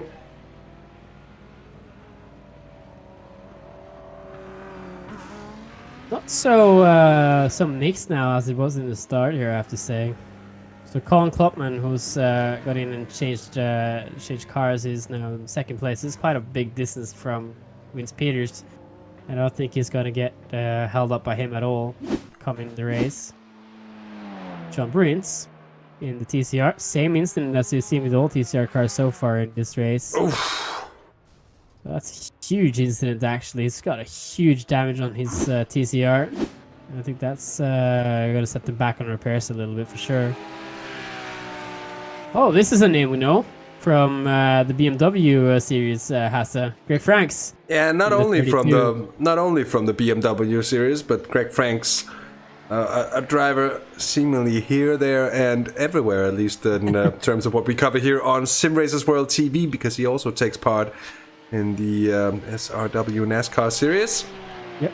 And that's only to name a few. Well. He's been a part of more series as well here in the realms of SRW, so certainly a driver with loads of experience. And he's also battling for podium places, 9 seconds down on Hans Poelmans, and those drivers have had their first pit stop already. Actually, looking in here, it's a number of the GT4s, the TCRs that have yet to pit, and then Vince Peters in the JWS Motorsports number 11 car, currently sitting second overall, but of course with that pit stop still to go, they're gonna fall down the order. I think Vince is gonna be pushing to the absolute limit on this lap to see if they can make the overcut work on the Flemish car here, Hans Poelmans, who I think he took tires, if I'm very much not mistaken here, and I think the ART car, and this is where the strategy becomes interesting, Marcus. The ART car did not take tires in in their pit stop, and the 55 cars gained quite a lot of time here They could actually be leading the class at the end of the pit round. Yeah, that's the advantage that the 55 has now, is that it's going to come out and be on hot tires, basically. Every other car is now changing tires. It's going to have to start the process of heating up the tire again, and it's going to take them a whole lap before it's back up to optimal performance. So, but he's also got that disadvantage with wear on the tires, so we'll see how long or what kind of pace the 55 will have throughout this stint. And we're expecting them to be out for an hour, I think, and they're probably going to put on maybe a new set of tires then for the 55 at least, because they can't go 3 stints at the Nürburgring with one set of tires here. Well, surely they won't be able to do so, and they're gonna have to change it at some point. The thing is, if you can change once, that's gonna be quicker than changing twice, if it's gonna be possible, at least. Yeah. But the drivers and the teams will know exactly. Hans Poelman's there with a bit of a dodgy situation. 2 wheels on the grass here is certainly not a thing you want to do too much, but he got out of it alive, and well done for that. And still a few cars in the pits. Looking 21 seconds of repairs on that BMS car. That's the BLC1 BMS car of now driven by Quint van Hooydonk, 145 machine. So, imagining they would have gotten those repairs fixed. Looks good. None of the panels looks messed up anymore. Actually, this is a fun thing about the damage model here, because in the next round, if the Belcar Series, we'll have a new update in iRacing, as the release of Season 4 is going to be in September. There's going to be a few changes to the GT3 cars with the way that the simulator decides how to fix damage on the car. So toe alignment will be able to fully be repaired in event of a crash like this. The aerodynamic components should be able to switch out as well. So Bastian de Silva will probably have more damage now in this race, as the simulator won't be able to properly fix everything on the car. But come next race at VIR at Virginia in October, I think he's going to have a better chance of repairing that car and have a more fixable or a more perfect car to race with even after that damage. So huge updates coming from Ferrari Racing in the next coming weeks. And that's interesting news, because anyone used to driving in the LMP2s will know just how the LMP2s are able to get, well, almost any superficial bodywork damage fixed back to, basically just by changing the entire panels. Now, of course, a lot of GT3 machines, we should remember, aren't built in this way, so it's simply not possible just to pull off an entire panel and then fling on a new one. In some situations, on some cars it is, but not on all of them. But surely, and that's not only in the GT3s, but across the board, that's a very, very welcome update, I think, to iRacing, and it's going to be great. And that is one of the things that keep this sim floating on top of things, is that it gets to be worked on in a way that nothing else really does, because it's a long, continuous string of evolving and perfecting something that by now would be considered legacy code in some regards. And of course that will come with its own bit of drawbacks as well. But all in all, what a sim it is. Such detail and the ability to really give some good racing here. Oh, Cedric Wouters is in the pits immediately here, after what I believe has been a single lap of racing. Yep. And you have to wonder, with just 30-some seconds of pits, well, what has been the problem here, Marcus? What do you reckon? Probably penalty for something. Oh, but he's changing drivers. Jarno de Houw coming back in. So, wonder if that's just to get Jarno de Houw back in the car, or do you think there's a problem there for... Only thing I on can the think team? of is a penalty here. Maybe cross the line too early on the exit here of the pits, or speeding in the pits as well. Could have been in a way where he accidentally pitched the limiter as he got into the car and sped with 2 or 3 kilometers an hour. It's easy to do it. That line on the pit exit is not too far away from his stall, so yeah, that's going to hurt his chances. But I want to just quickly point out as well, with the new update, that actually comes with the LMP2 and the LMP cars in general as well, Hasse. So every LMP car that gets damaged or air damage will be able to switch that completely out. So all exchangeable panels should be exchangeable with the new update, and that comes for the GTE cars as well. So it's an update which I think a lot of people have really been excited for a long time, and finally it's about time to get it in. And I think that's going to make it even more realistic to have cars that have been in crashes before get better or get actually serviced before they get back on the track. Oh, this is as well. Yeah, ART Sim Racing, same situation, 1 lap and then into the pits, which is going to be a huge blow for them. And I have a question though, Hasse. Yes. Just to interrupt you here. What is the what's the mandatory driver specs here? So how long does the second or the co-driver have to drive before they get back on track? I don't think there is necessarily a sort of fair share rule on that, but I know you have to do 2 driver swaps. So this could be minimum.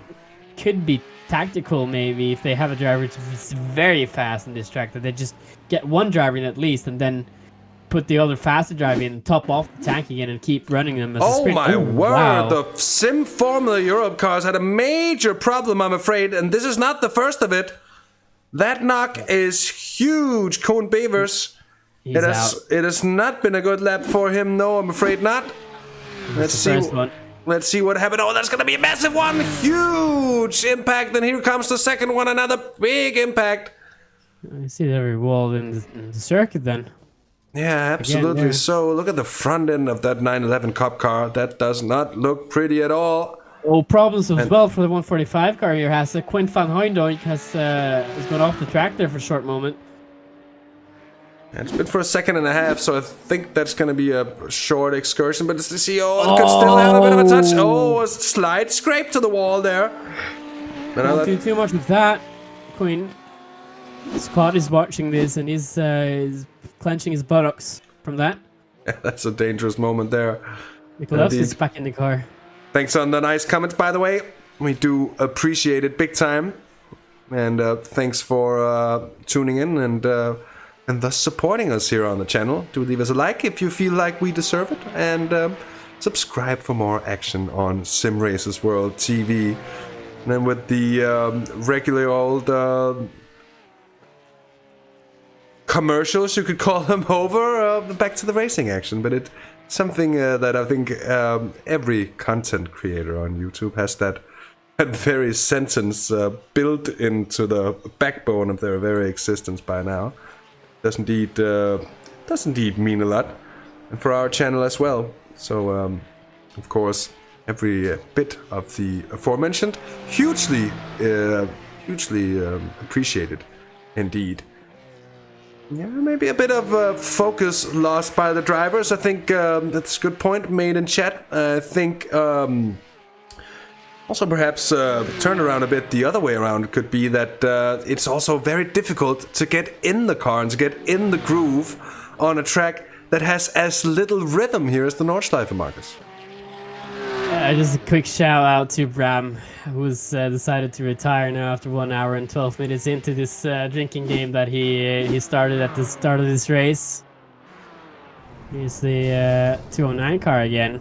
Pierre-Yves Desout, who's gone off on the exit of Bergwerk. And small bits of damage then to the 718 Cayman GT4.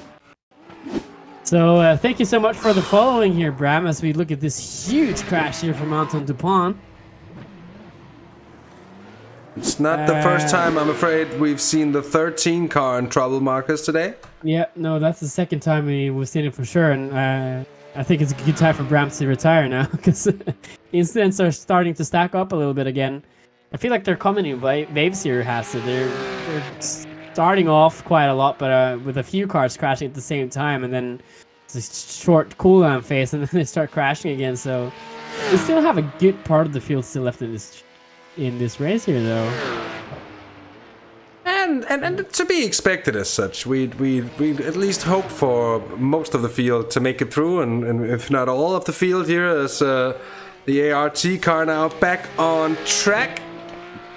And of course, if anyone knows what happens with any of the cars that had to come into the pits after having done a single lap, but do let us know in chat to let us be all the wiser. As Ricardo Michalewski, it's very close to the edge of the track there for a second, and I think with the camera angle getting slightly skewered there or something, it looked like he was heading for the grass there, and that kind of made my heart jump into the throat for a second, and it gets all nervy. And I think for anyone who's ever tried to do a lap, let alone an endurance race around this track, it's a familiar feeling indeed here, because it just requires so much concentration, doesn't it? I'm just speculating now, but I think this is tactics from the 55 and the 20 car has. I think what they've done is exploiting the rules a little bit here. So it's mandatory 2 driver swaps, no limit on driver change. So as long as they have 2 driver swaps, which they've done now, they can finish the race with Ricardo Michalewski and Jarno de Hall. All depending on how their strategy works out in terms of fuel and economy saving, etc. So if the 55 finds lots of pace now in the coming stages, maybe, I'm not sure if they managed to get tires on the second stop, but if they did, they're going to be in a good position for the end of this race, I think. That's a good question, and it's a good point. So we'll have to see if it turns out to be advantageous for him, or if it's indeed just a penalty. We have Bram Bellemans in the pits here for Bra, now in the BMW. That used to be a Porsche GT4 machine they were driving, but 7th in class for them at the moment. We've had a driver change, of course, in the pit stop round, by the way, for the lead BLC 3 machines, the GT4s. And it's now Olivier Van Erck. Sebastian Keimel is in for Flemish Sim Sports Black, and Marnix de Wit is in for Greenleaf Racing in the McLaren. The nicely colored and liveried McLaren as well, and a very special car to look at. Certainly a. It hardly even looks like it should be a McLaren to me. It looks sort of more like a Lotus. I don't know why. It's got a fun shape, and it's British, maybe that. Yeah, that's if it's a fun shape and British, that does sound like all the ingredients of a Lotus. Actually, it's the only McLaren out on this track as well, so it's good to see it out here. The 720S is probably one of the funner looking cars from the McLaren lineup. This is the. No, sorry, this is the 570S, isn't it? Yeah, got the numbers mixed up there a little bit. I'm not sure why or what kind of drugs the McLaren team was sniffing when they modeled or named these cars. Oh, Marcus, sorry to cut you off with the Pink Panther. The Pink Panther GT4 there, the Cayman, with another issue. There's Michael Fernando. It's a flat Panther now. It's not the first time they've had an issue, and they spent their fast repair. Mind you, that's something we haven't touched upon with the drivers and the teams. I've got a single fast repair to spend, and I think they have spent theirs.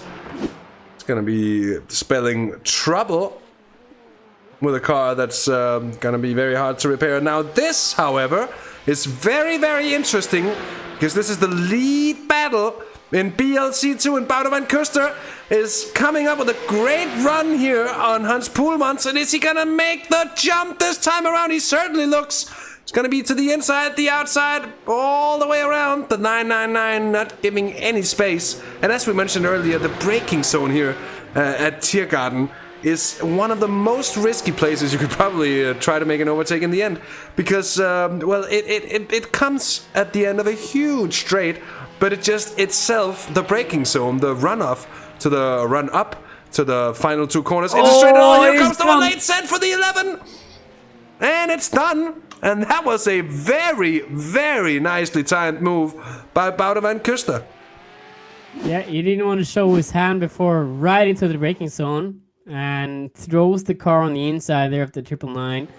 999 doesn't have any chance of defending at all, just has to give him the space to get past, and 11 has to just worry about hitting the brake marks, and he does that perfectly, getting the first position in the BLC2 then. So a lead change in the P-Cup class as we watch this battle here now from 11th. The 10 car we've seen in few skirmishes perhaps. The 677 as well has had a few problems, but now they're back on track fighting for positions. Is that the 677? Okay, you have two cars in it, which is very similar on the numbers. No, this is the car that we saw had a few issues in the beginning of the race. Then I think getting past without any dramas at all, by the looks of it.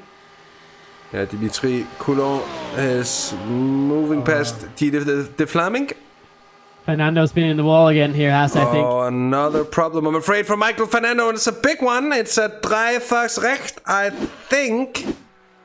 That Panther is going to be into a veterinary clinic very shortly, I think. Yeah, the car's crabbing and touches the curb, and then it's all over the place.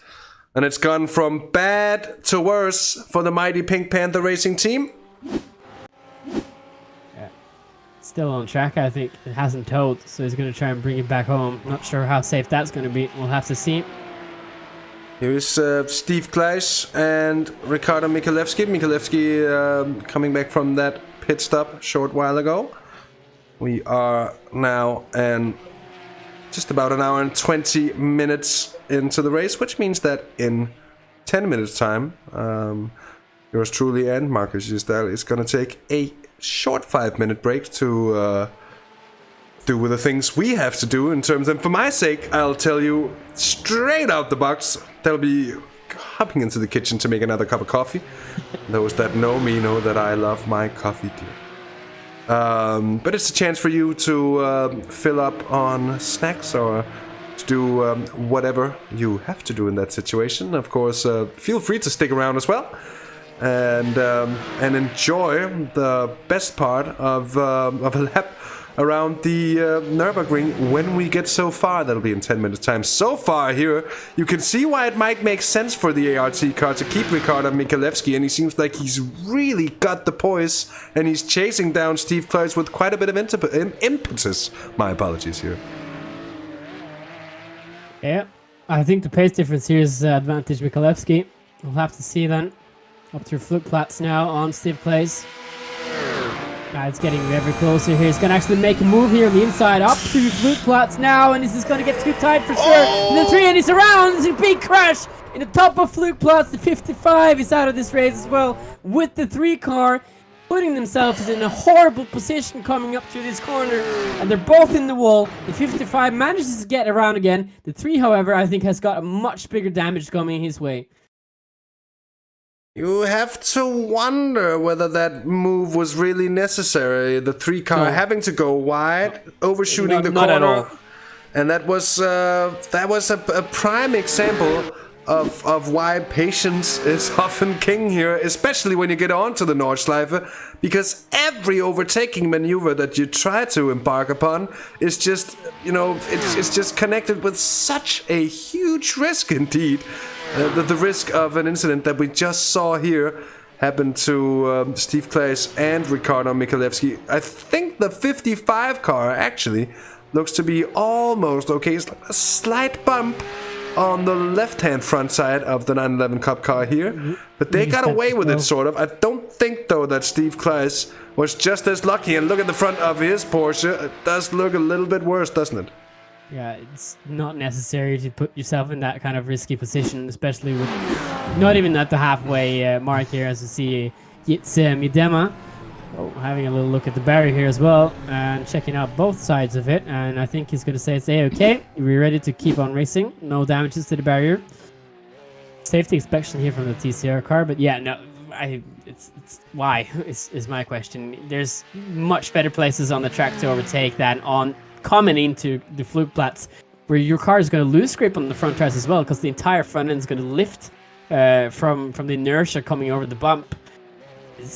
I'm wondering why Michalewski is in such a hurry then. And that is... Even Kerman as well is off the track here, seeing on the event recorder. Kermans.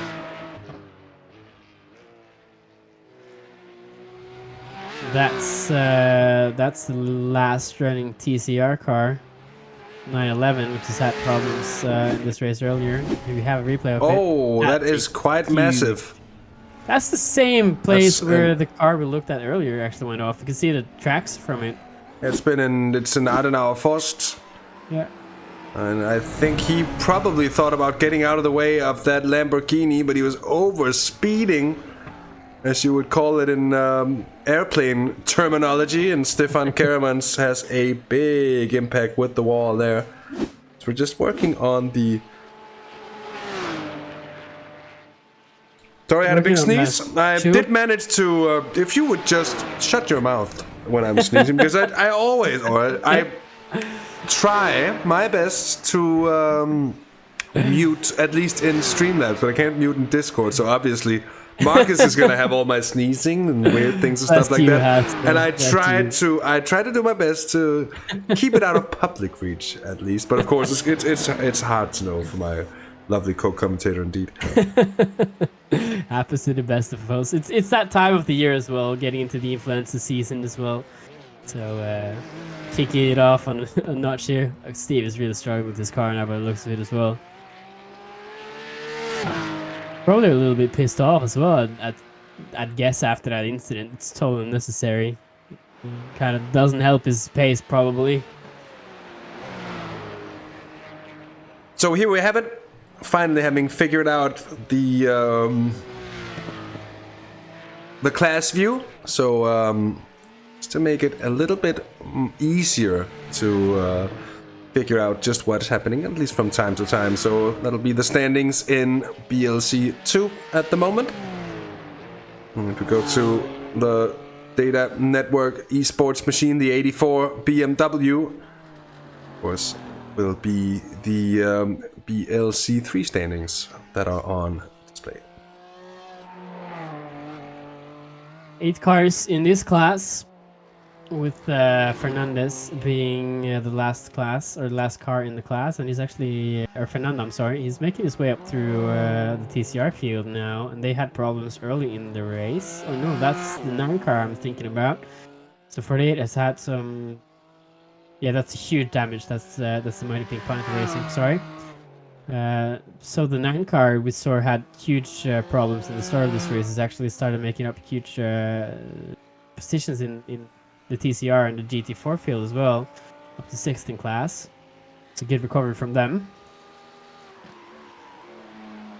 And the TCR 1 and 2 has broken away a little bit from the rest of the field, also split the GT4 class a little bit in half.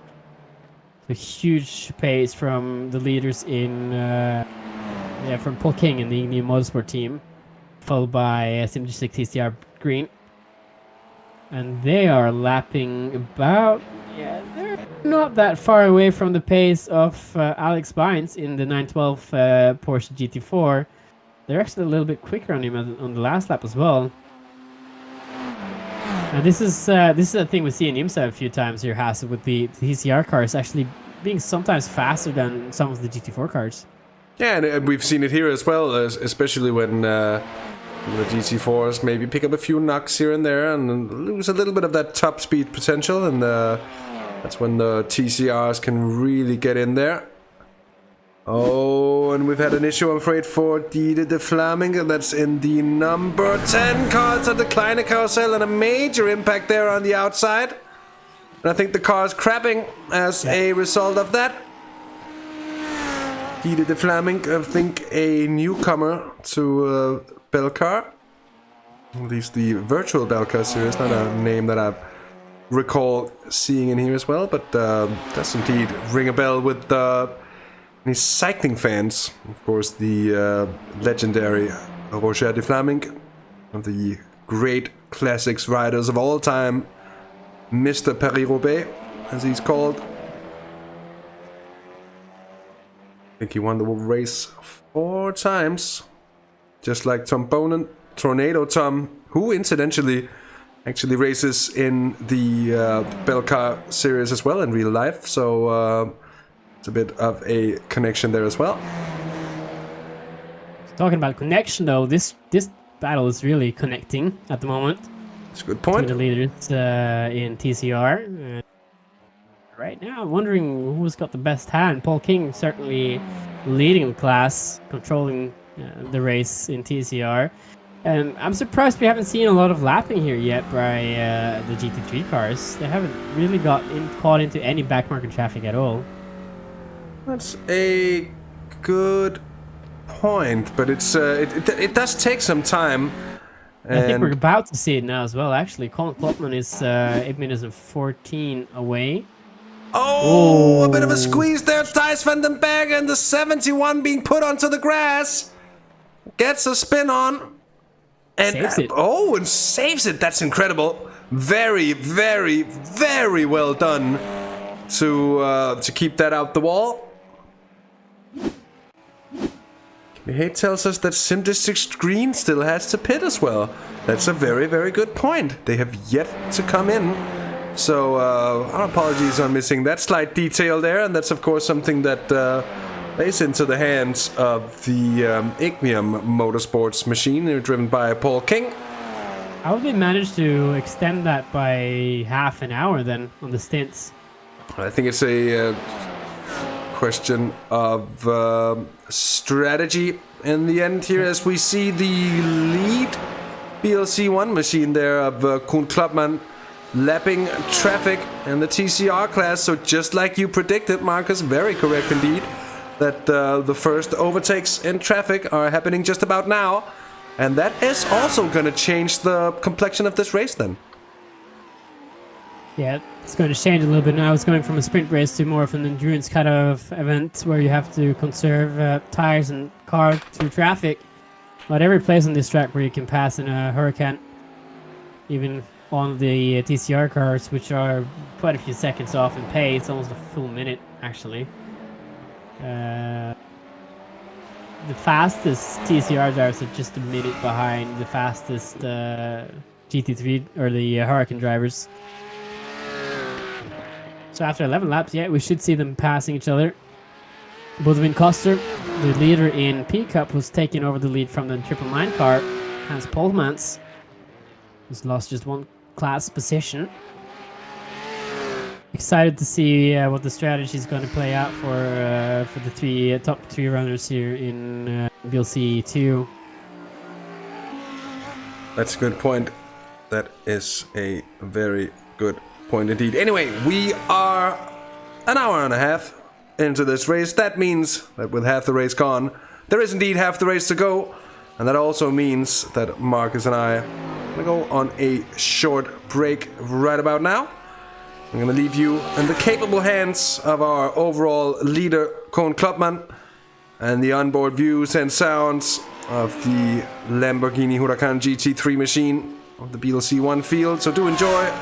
To sit back and take in the sounds and sights of a man flying around the Nürburgring Nordschleife.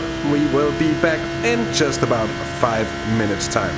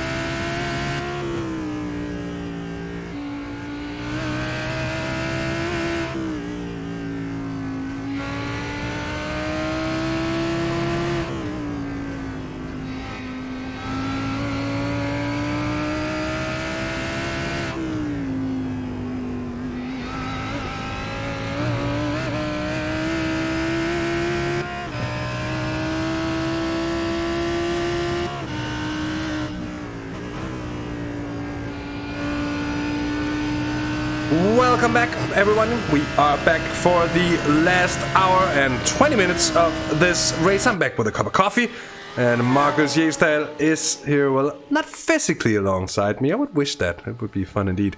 But but in virtually, I would say the virtual commentary booth is full. It's quite enough for Markus, at least. I think sometimes the Norwegians have a more tense relationship with the Danes than the other way around. I don't know why that is.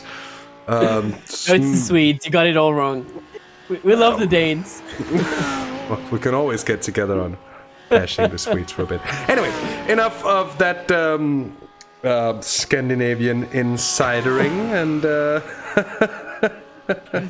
let's get back into the action. I think we've had a few incidents actually in the minutes we've been away. I'll do my best to catch up to him here.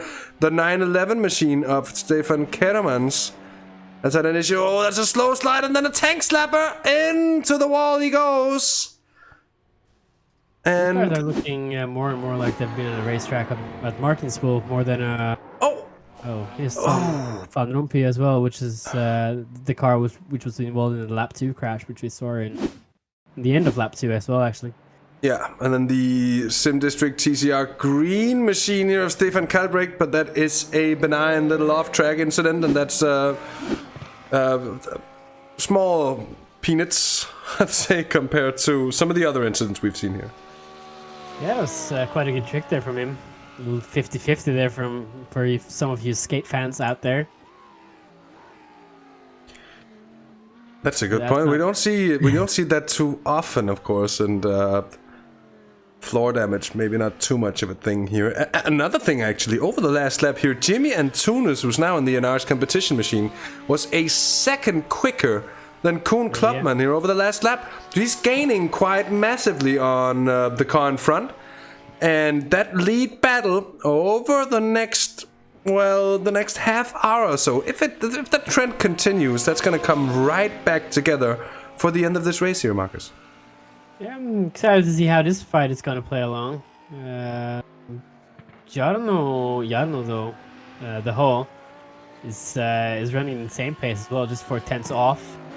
But he is quite a big distance behind. But if you can start closing in that, it's a 32-second gap, and with the pace that he's putting up, I think it's certainly when the pit stops are going to come, it's going to close that gap in. But we'll have to see. There's been another incident here, though. However, with Tom van Rompuy, it's gone off somewhere, and this is the it's a TCR car.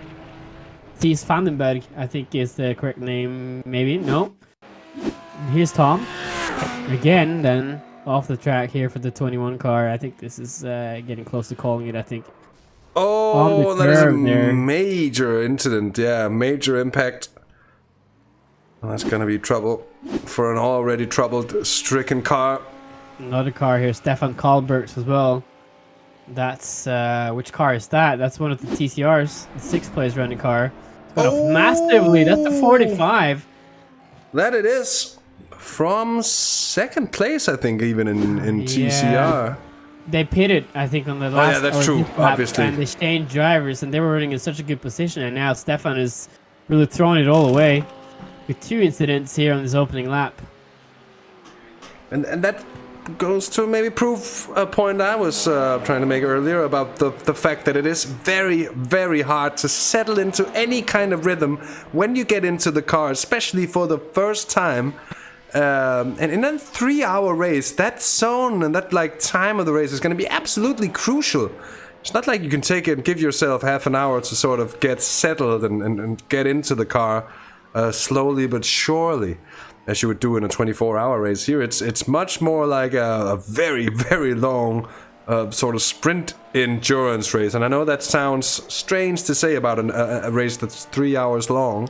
But that's just how these drivers go at it, and they do have the skill necessary to stay on top of such an approach to the race here. Hendrik de Grave almost getting picked up by the 86 Simtag Lambo there, but sneaking through here on the GP sections. We've had several incidents while we were talking about some of the other ones here. Robin van Gogh has had a problem, and that is on the exit of Ice Curve, I think. Oh, that's into the wall. front end as well. This is going to be huge damage then to the split through of the 154 car, and it's also taking the rear wing maybe. Yeah, and we've had a problem for Jeremy Hessels as well. I'm not just fearing if it has anything to do with or anything to do with this. That doesn't seem to be the issue. Here is Jeremy Hessels in the 65 car. Collects a lot of curb, and it collects a bit of curb there. The car goes all sorts of out of shape, and that's a relatively big impact with the wall as well. So the attrition keeps on playing its part, as we usually see here at the Green Hell. No surprises in that sense, but the thing being that you never really know what to expect here. And you, I think to put it shortly, you always can expect to see some kind of unexpected things here. The 5th place in the BLC2 class has actually gone off as well. Steve Klaus has gone off somewhere on track. Again, not sure where that's been, but maybe coming into the Grand Prix circuit here somewhere has got the 677 behind him. Does that have anything to do with it, maybe? Oh, gets loose on the accelerator and they touch. That's just barely for the 677 to get away from that. Dimitri Coulon probably didn't even realize what was happening there at that second. This car looking like it's gone through war here for a second. And then the Decipit machine having to cut this corner. Oh, that's a dangerous situation. Or maybe this is good practice. I'm sorry, this is a good practice for Virginia International though, because this is very similar in some ways, but a lot shorter. But that means so much because you see the corners ever so often, and that means you get into that rhythm that you don't really get here at the Nordschleife, which just means that it requires, exponentially more practice in the end to get to the same level of confidence that you'd get so much quicker at almost any other track then. Yeah, you have to have tons of hours of practice on this track here just to get comfortable in the opening laps with cold tires. And maybe the strategy, I'm not sure, I'm not really good on this track as a driver myself, but the strategy maybe is about just trying to take it easy in the first few laps here, or the first few corners, just to get that temperature and feeling of the car up. And here we've got a battle here, Hasse. Very much so, on board with Jarno de Houw, pole sitter for this race. Maybe the fastest man on track, but this time around he ever so slightly overshoots the carousel. Not the first time we've seen it happen to anyone. But he manages to keep it somewhat in. Lost a little bit of time there on Kim van Huydonk, who's up ahead. Pushing on. As we see, it's just the BLC1 class on the timing tower. Prior driver at the 145 was very good defensively to see if the co-driver is able to keep that trend up. I think this is going to be a fun battle to watch when they finally get together here. That's a good point. And BLC2, it's Boede van Kuster with a healthy 26-second advantage down to Hans Koolmans. Then Greg Franks for Optica Biodynamics. Third, Mikalevsky for ART Sim Racing 1. In fourth place, Steve Clarice at the moment for Eagle Race Simulators Esports P Cup in fifth in class. And as you can see, it's Data Network Esports leading, but that's actually a Porsche Cup machine, so my excuses for getting that leading by 17 seconds. So a comfortable margin there to Sebastian Keimel and the Flemish SimSports Black machine. Further down, it's Marnix de Wit, still Greenleaf there in third place, Alex Baines and Bram Bellemans for Brab. Is that the 24 car that we saw had that huge incident earlier in the race? It looks like it's in... It is. Yeah, so they've got that faster pair on that car, trying to get back up to pace. Probably well timed and well judged to play that card. I know a lot of teams are always trying to sort of see, can we maybe not use the fast repair yet, or isn't it sort of okay? But once you have a big incident like that, I think you're much better off just trying to get the car back to shape. Now they do have the option just to do so. Speaking of big incidents here, I think we've had the last incident for the 21 car. Tom van Rompuy has gone back into the pits now after his latest incident. And I think that's race over for the 21 team. Maybe. Was that just him going into the pits here? Oh, it's gone. Oh, he was in two minds about what to do. And he ended up driving it into the pit wall. Sorry, I haven't seen that. And it made me think about the BMW crash with the hood open. Now look at this here, Jarno de Houw coming up towards the Bilstein Bridge, carrying a good amount of speed on what is the outside here, but it will become the inside, and I think he is actually ahead. Yes, he is. Before the braking zone. Oh, and they come up towards the TCR, and that's always a dodgy situation. The TCR all the way on the grass there as well. Oh my word. Track space. Well, it's not the first time we've seen that get sketchy, and it's definitely not the last as well. Here, Anton Dupin, they've had their fast repair as well, and he gets passed on the number 3 PLC2 machine. Yep. And both passed on the TCR there as well. So traffic beginning to play its part as well, here and there. Impressed with the 3 car space, even with that massive amount of damage. Still actually hanging on quite well. I wonder if they have that fast repair remaining for the 3 car. And if they do, I think they're going to be really much in the contention for maybe taking a few spots up here if the 55 makes any mistakes. That's just speculation, however, but I think there's still going to be good chances for fairly alright podium position. Not too many cars in the class as well, that being said. These drivers, though, are very similar on pace. Jimmy Antoine and Colin Klopman just lapping the track with a few tenths difference, which is kind of huge on a track like the Nürburgring, where there's a massive amount of distance between the 2 cars. Only 5 seconds, though, between these 2 drivers.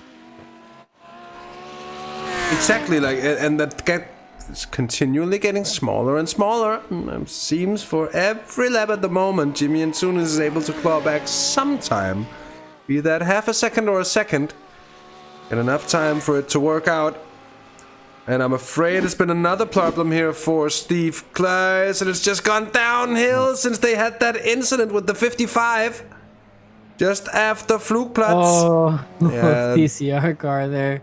Good use of the relative, I think. Either that or a teammate calling it out. A spotter. Definitely. And we've had an issue for Jens Hoosens as well, I'm afraid. On the outside of this Lambo getting touched, and that's in Schwalbenschwanz. Which means that's going to be a hefty impact there, Markus. I'm starting to see a thing which is happening again. A trend with the faster cars passing back markers. It seems like almost some of the faster drivers are kind of putting the back markers in a bad position in terms of passing on track. Sometimes, as of right now, I feel like again maybe the Huracan driver could have been a bit more courteous there of giving the TCR car more time to adjust to the driver behind instead of forcing him off the track. I don't think it was intended as forcing off track, but it does. Oh yeah, no, for sure, not intended. It does happen sometime. It's true. Is it necessary? Well, not necessarily necessary as such, but it's also it's such a hard call to make. And for the faster classes, they'll lose bucket loads of time if they play it too nice, and especially if they do so every single time around. I think it's very, very hard to drive yourself to a good result in the end. So a minimum level of aggression is needed when passing cars, and especially on a track like the Nordschleife, and it takes such a small amount of misunderstanding basically for 2 cars to tangle, which is probably what we saw here. Just the slightest touch, but it was enough to offset the TCR machine, bring it out of balance, and well, into the understeer zone it went off track. Yeah, I agree that you have to be mildly aggressive with showing where you want to put the car and not lose too much time, but certainly you'd lose more time with having your car in the wall rather than getting past the back marker somewhere, which is more safe. We're getting into the closing stages of the race as well, that being said, but right now, in the entire race, it's not worth risking stupid passes to get a few seconds of time spared. if you're in the Hurricane, you'll get it past the TCR car very quickly, regardless of where you're on the track. So yeah, it's just a nerve in this race, I think, being on the North Life as well. Not really much track space, making it a lot harder as well to some guys to maybe adapt to this racetrack, which is not traditional in a lot of ways. So we see Sean van den Akker actually getting past Dirk Boets here for 7th in class. That looked like he just gave him the space there without any dramas at all. Yeah, he got the good run once you were up on the inside. I think that's Dirk Boets, who just know that fighting at that place on track there through Hatzenbach. I'm sorry, just forgot for a second. But through Hatzenbach, it's a dangerous place to go too wide there, and someone had to yield, and it seemed that Dirk Boets had a stronger wish to lift the fight another day in that situation. Boudewijn Kuster spin off track here, and that might be major. Ooh. Oh, it's in Verseifen, and that's a major touch of the wall for the leading 11 car in BLC2. And this could be a major change of events here on the turn of the final hour. An hour and 5 minutes remaining of this race. Boudewijn Kuster has gone and binned it. No, not a huge incident, but that was well enough to cause some substantial damage to his car there. Yep, that's huge damage on the front end. We'll see how that affects the aero of the car. Even though it doesn't have that many Conrads or Canrads or splitters, it still has some aerodynamic advantages with the way that the car is shaped. This could be huge then for the 11 car. Has Polmans as well now trying to catch up to that lead. There's quite a big distance between the two cars yet, so we'll have to see how that plays out. Very much so. Now we'd also at the same time we'd have to expect that the fast repair is still there as an availability for the JWS Motorsports team in the 11 car.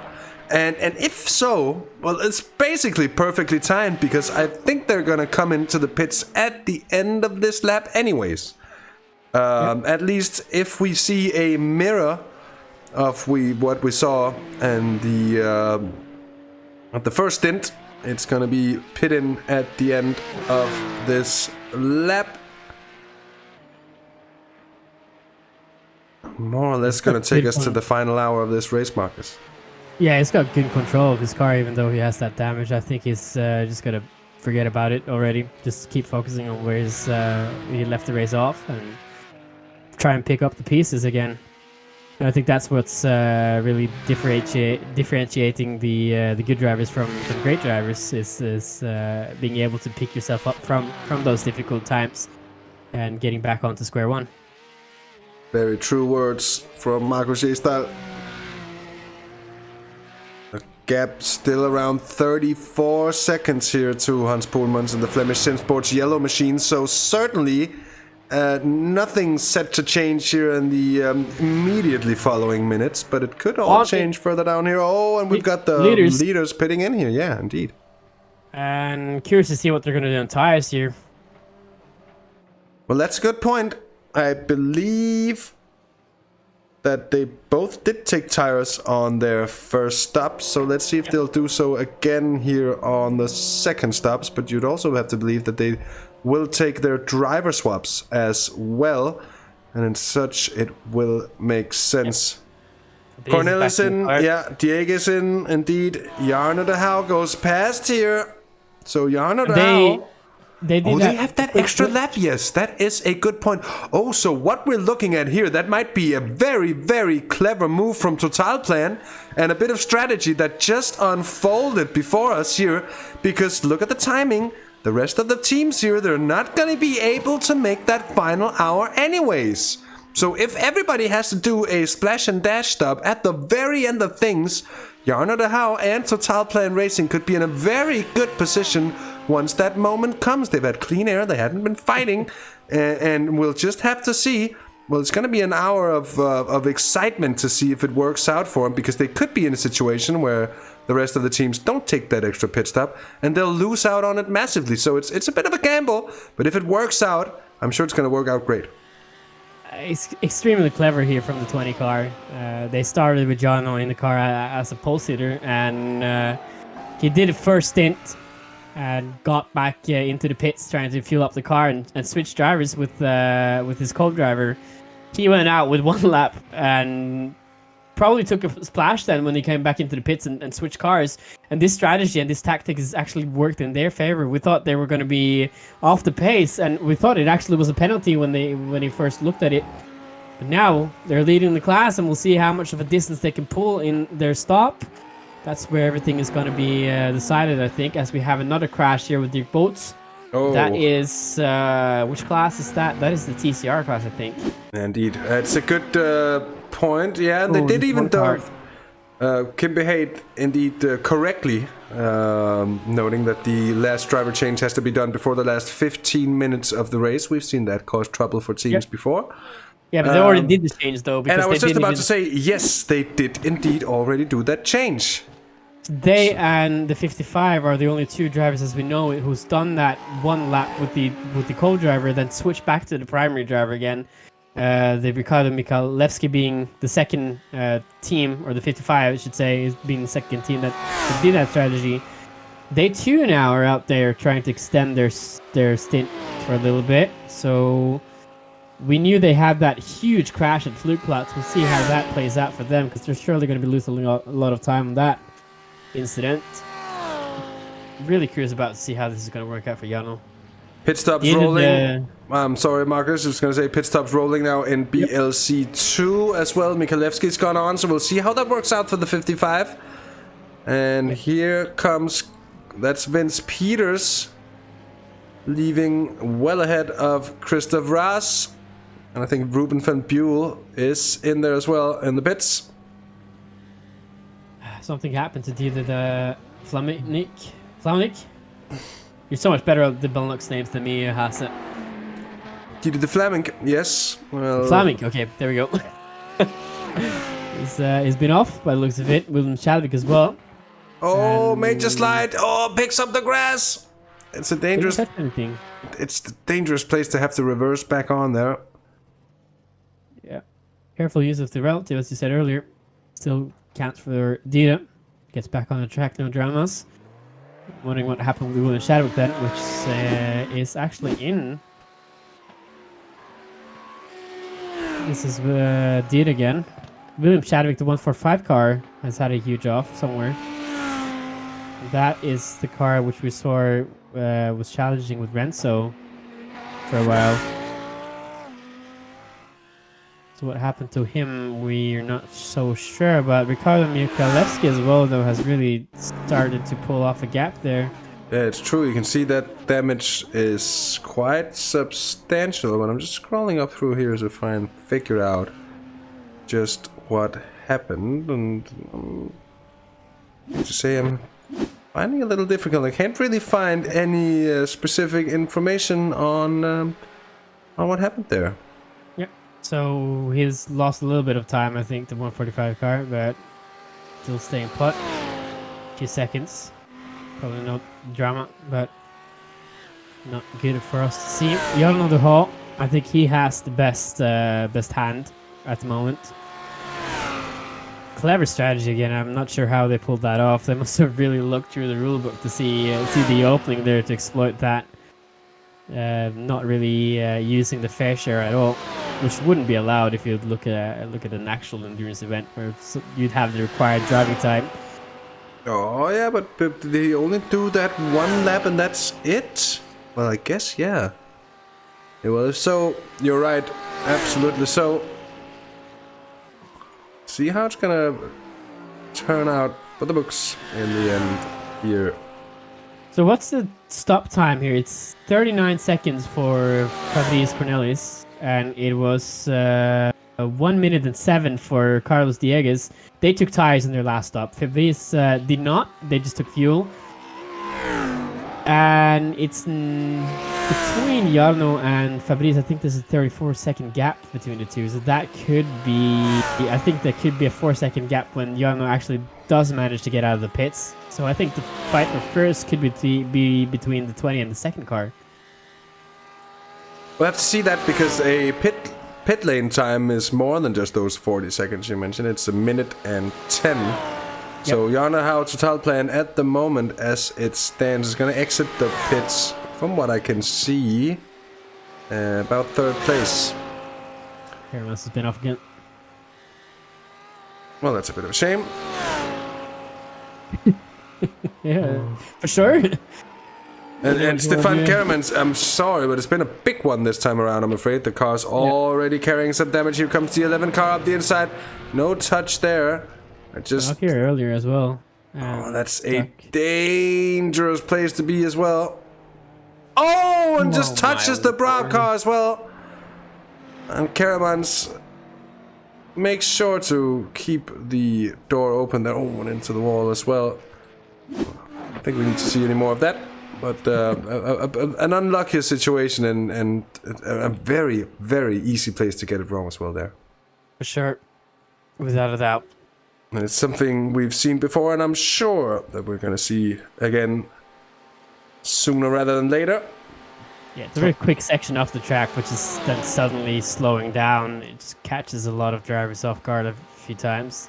Probably what happened again with the 911, Stefan. Now the PLC 3 leader, this is Olivier Van Erck, who's coming into the pits. And who's going to leave the car to teammate Thomas Stockmans. Will be in to finish the race. And Sebastian Keimel, I'm sorry, Sebastian Keimel is coming in as well here. Yeah, obviously. So that'll be the final round of pit stops for BLC 3. And I think all the BLC 3 cars as well has actually done the full fair share driving going on here as well with switching drivers. Robin DeVille going back into the car. Thomas Stockmans, who's started the race in pole in BLC 3, is finishing the race. But it's also, I think it also has something to do with the fact that it doesn't make sense for them to do that because they can actually make it. The thing with the BLC ones is that if they can't make it for an hour, and all of a sudden they have to do that splash and dash at the end, and then the clever teams decided, oh, we're gonna take that stop at another time, and then get our faster guy in the car for longer as well. Yeah, might as well just exploit that with getting the co-driver in as well, and then finishing off the mandatory 2 driver swaps. That's a good point there, Hasse. But I think the best hand right now is for the number 2 car because they're going to be a little further out there when the 20 is out in the pits, which is actually happening at the moment as well. As we're seeing this incident here with Hendrik. Pick it up. Jonathan Hall is in the pits, and when is he going to come out? He's going to get past there. So that's the 2 car now, passing for the lead. Jarno still sitting in the stop. Let's see when Diegues is gonna come by. Diegues' last lap was a 2:20.2, which is quicker than anyone else at the moment. And yes, he is. Okay, very much so. There he is, Diegues, who's coming up, but it's gonna be very close on pit exit between these two. And there he is, Diegues passed as well. Still up on the jacks. Still getting those tires. So Jarno de Hau will have quite a lot of closing down to do. However, and that's really worth noting, that both Fabrice Cornelis and Carlos Diegues have to have, well, either some relatively heavy fuel saving to do, because mind you, you have to save a lot of fuel. If you're in short of a lap here, that can be a lot of fuel left to gain in order to make the 25, well, almost 25 kilometers around the 24-hour layout here. And as such, it's going to be a difficult one, I think. And we're just going to have to see how this one plays out. Will these two leaders at the moment, Simtag number 2 car and an Arch competition there, and the number 23 machine, well, if they're forced for a late stop, we've said it a few times, but just to clarify, well, it'll be all playing into the hands of Jarno de Hau and Total Plan as well. And there's been another problem, I'm afraid, here, Marcus, for Stefan Kermans in the 911. I don't think that car really wants to go racing anymore. I have a tendency to believe that you are more than correct, if that is even possible to be more than correct, but you are indeed very correct on that. And we have Greenleaf in here, that's Jelle Verstraeten, who's in from third place, and I believe he's going to keep a hold of that third place in BLC 3. I want to just do a quick look at the leaders again in the Hurricane class, because I think if Jarno can really use his tires now, because he's got a new set of tires. Fabrice is double stinting his set now, which he got left over from Cohen, Klopfman, from his last stint. So we'll see what the pace difference is between Jarno and Fabrice when we see the next few lap times. And if Fabrice does need that pit stop, maybe those 20 seconds that he didn't use in the pits could save him from perhaps getting past in the lane, and maybe be able to take the fight on track, which I hope they certainly will do. This isn't over yet, so huge tactics in play, which is a lot of fun, I think. Indeed. Here Christoph Raas having reclaimed second place. And meanwhile, Mikolevski's in the pits, and he's got the car on the jacks. He's going to come out in third place, but he's going to be in a similar position to Jarno de Houw in third. And with that tactical advantage that he'll be sitting on here in the last hour of the race. Of course, you are watching the Virtual Belcar Series 2021 Season 2, the fourth round of action here from the Nürburgring Nordschleife, the Gesamtstrecke, the 24-hour layout. Not 24 hours of racing to do for us, at least not on this occasion.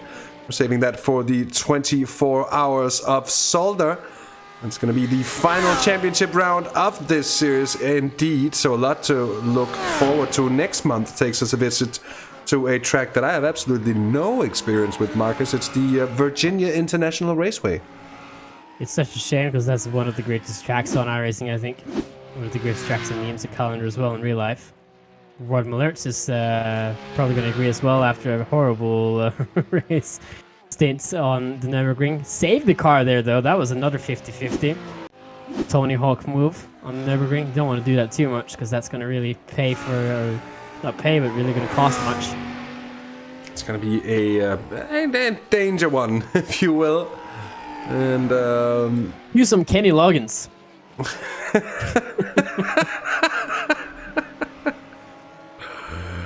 Yeah, you don't want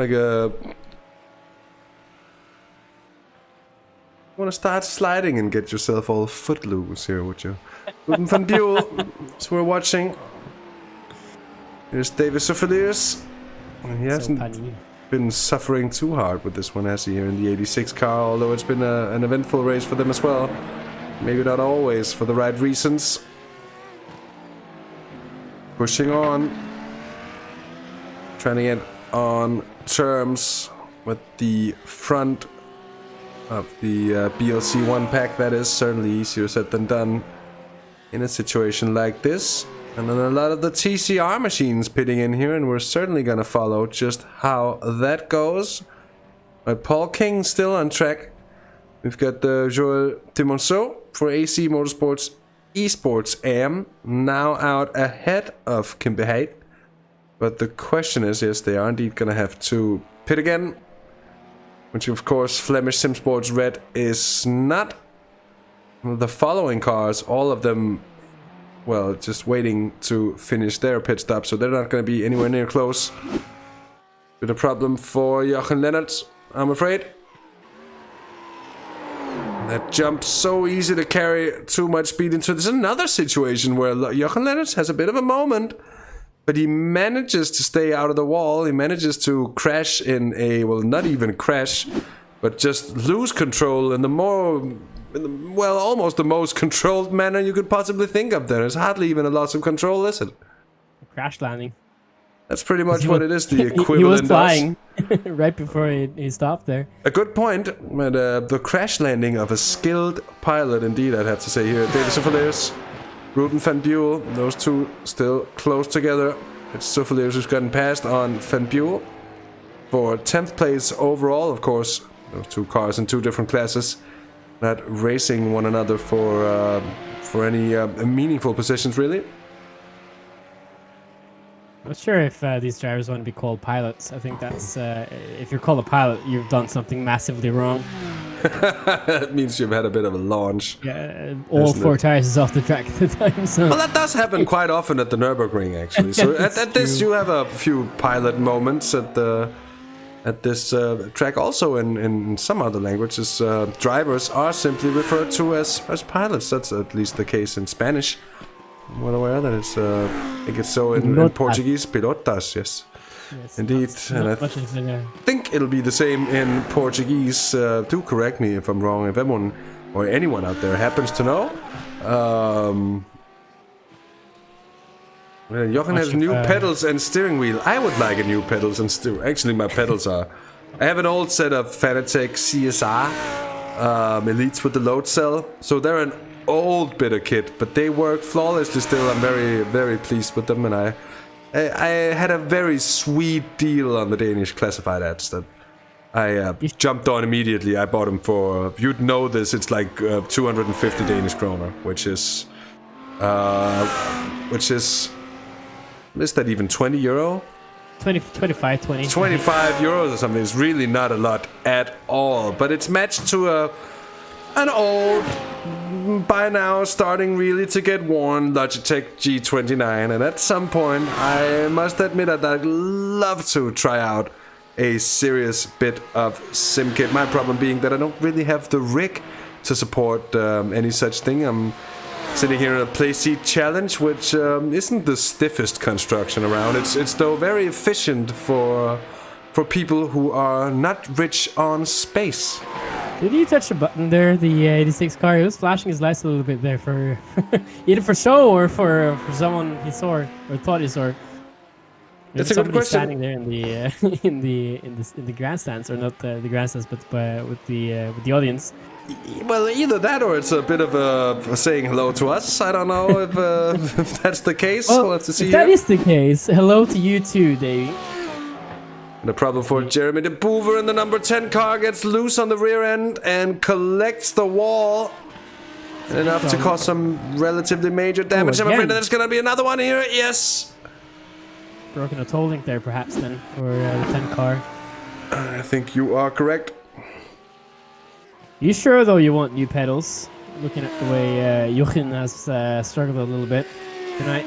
Well, every new bit of kit is going to be a little bit different to your old one, and that means that your muscle memory is going to take a little bit of time to adapt, and that I think is going to be a cause of trouble for even the most experienced sim racer, given that in terms of real life driving, you have that extra added bit of feedback that actually comes up through the car to the behind sensor, which you famously don't have in sim racing. So all these inputs and like off-coding these inputs that come through the steering wheel means all the more in sim racing, which is why I think when you move on to a new wheelbase or even a new wheel on the same wheelbase, it can still have quite an effect.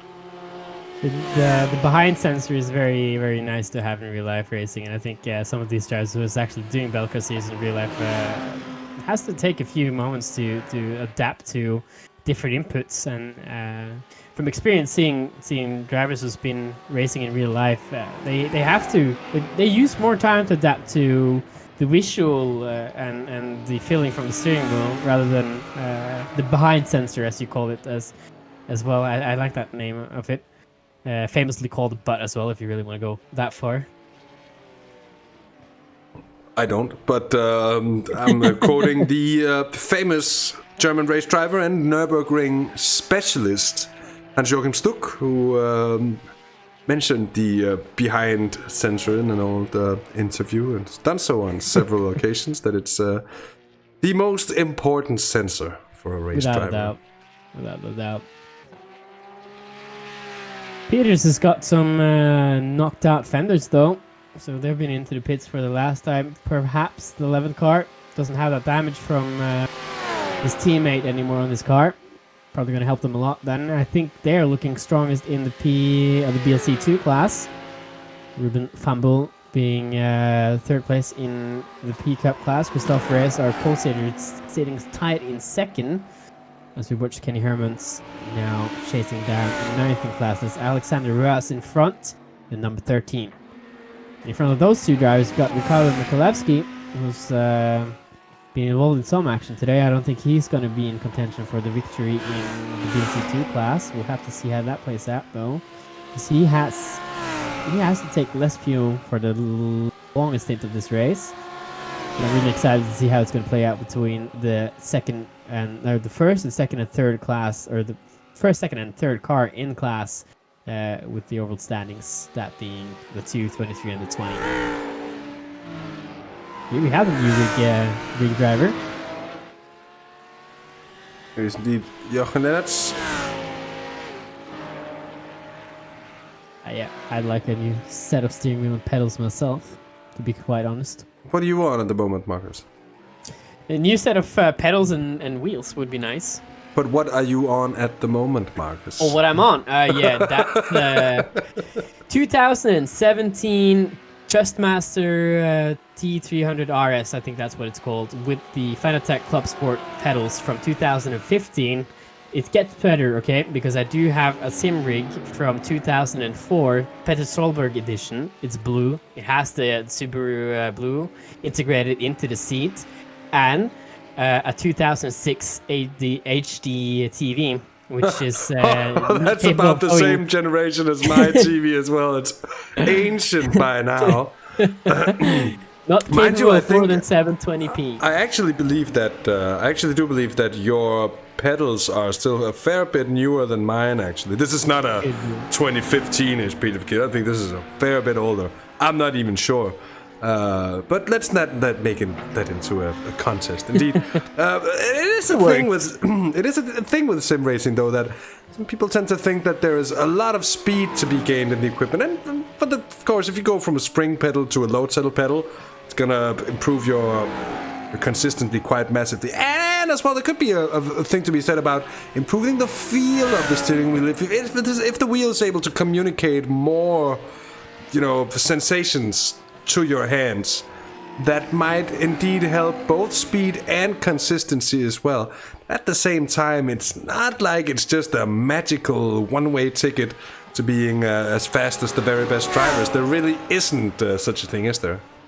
No, the fast drivers will be fast no matter what car, what kind of sim gear they use. That's usually how it goes. Doesn't matter how much money they spend on their equipment. The fast drivers will always be fast, and I think that goes for every kind of motorsport. It's go-karting or Formula racing. Fast drivers will always do the best with what they have. It's a little bit like, if you want to go into the music analogy again, Hasse, it's a great guitarist will make a $100 guitar sound like $1,000, and it's the same with racing equipment, honestly. That's the same reason that they tell young musicians around to start off on some gear, that find something that's decent, in the sense that you want something that's good enough to actually be able to express yourself upon. And I think it's the very same thing with sim racing gear, that you want to start at a certain level. And I think for many people over the years, it's been the Logitech series of steering wheels that, to be fair on them, or to be a little harsh on Logitech, hasn't really changed a lot since it was called the Logitech G25, and that is a fair few numbers ago by now.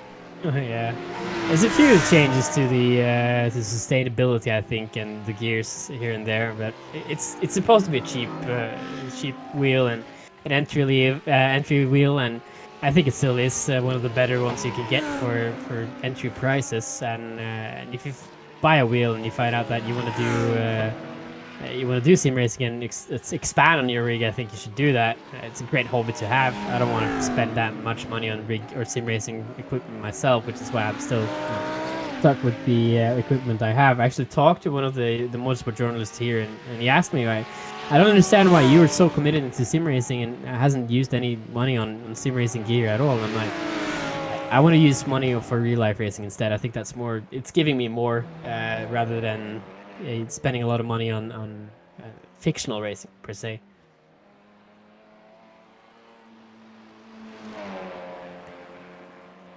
Indeed, because in your case, Marcus, as someone who's driven a lot of real life racing as well, karting and the like, it's you also know that it's an expensive hobby. And even though a lot of people consider sim racing to be an expensive hobby as well, which it also very much can be, It doesn't have to be so, but with you have to have a top tier PC with the best rig that money can buy you. You could basically get a real car, or indeed a real racing car, for the same amount of money that you'd end up putting into your rig. But taking that car racing, paying for fuel, paying for tires, paying for insurance, and if you have an accident and all these things, is just in a different league. Now, I haven't been there myself, but as far as I understand, at least. Yeah, you don't pay for insurance though when it comes to racing. That's not on the car. You usually don't insure that because when you insure it, it costs too much. It depends on the car you drive, of course. If it's a bottom tier amateur class racing car, if you wreck the chassis and you bend it, you'll get a new one because it'll be cheaper than paying for the insurance. Most of it is covered by the license anyway, not for the car but for the driver, as we have Jeremy the Boer as well actually gone into the wall. We'll just have to see what happened to Jeremy here in a relatively late stage of the race. The number 10 car has a topsy-turvy spinner after impacting the wall as well. Couldn't really see what happened and whether that TCR machine was in any way involved, so that'll be guesswork. We're not gonna get into that. Yeah, so it's all a matter of interest. So if you spend, say, 10,000 euros on your sim rig, you're not gonna wreck that 10,000 euros if you hit a wall somewhere. That's a good takeaway from sim racing. You won't spend that money if you crash your Porsche or anything like that. If you crash your 10,000 euro car, you'll have to pay for the damages, which is sometimes it'll set you back a lot as well, which is why some of the drivers who are doing sim racing and racing in general aren't usually paying that much to do both. Sometimes maybe they'll spend more money on the sim rigs than they will do on their cars, but that's because, you know, it won't be a financial setback if they wreck that car, because it's not real. But I also feel like that nowadays, with the level of realism that we've reached here in the world of racing sims, that it's really a usable and viable way of practice, and you can actually really use what you pick up in the sim and when you go on the track as well. And I think a lot of the drivers that do have real life experience, and a lot of you drivers in chat and people watching, I know you have real life experience because, of course, Belcar being a real-life racing series on the real side as well as the virtual side here, will know much more than I, at least in that particular sense. I'm not sure how many of you followed the 24 Hours Le Mans last weekend, but we had one of the Team Project 1 cars, one of the AM cars in GTE, the Porsches, which was driven by Dennis Olsen and Anders Burkhardt, to name two of them. Burkhardt, just to say it in the more Norwegian pronunciation, he's Norwegian. Anders is not much of a sim racing fan at all, hasn't really had any interest for it at all. He's done one start in the 24 Hours of Spa in 2019, I think. And his teammate, Dennis Olsen, who's a factory driver for Porsche, he got him into sim racing a little bit, Anders. And they got to test the 911 RSR, which they were driving in real life. And Anders was so impressed with the way that the RSR wanted to handle. He said it was exactly spot on to the car in real life. The tires were off a little bit, but that's been a talking point for iRacing for a long time. But the chassis and the general feel of the GTE car from Porsche was very spot on to the actual car that they do use in the WEC series. So that's very interesting. So it's definitely a tool for every driver to improve on their racing or driving skills in general.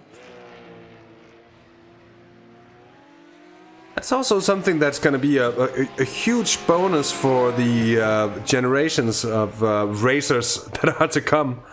That they can actually get involved and they can get their experience, their on hands at a much earlier age, and just for so much more time as well. So I think good things to come for those talents out there who wants to delve into a life of racing. Of course, not the easiest way to go, but if you do have the talents, it is, of course, always possible as well. Now that said, let's delve back into the standings of this race, as we are just over half an hour Plus a wee bit extra there from the checkered flag, and it's still the Simtag E-Team number 2 machine leading from the number 23 Anage competition. And Totalplan Racing in third place, 50 seconds off the leading car here.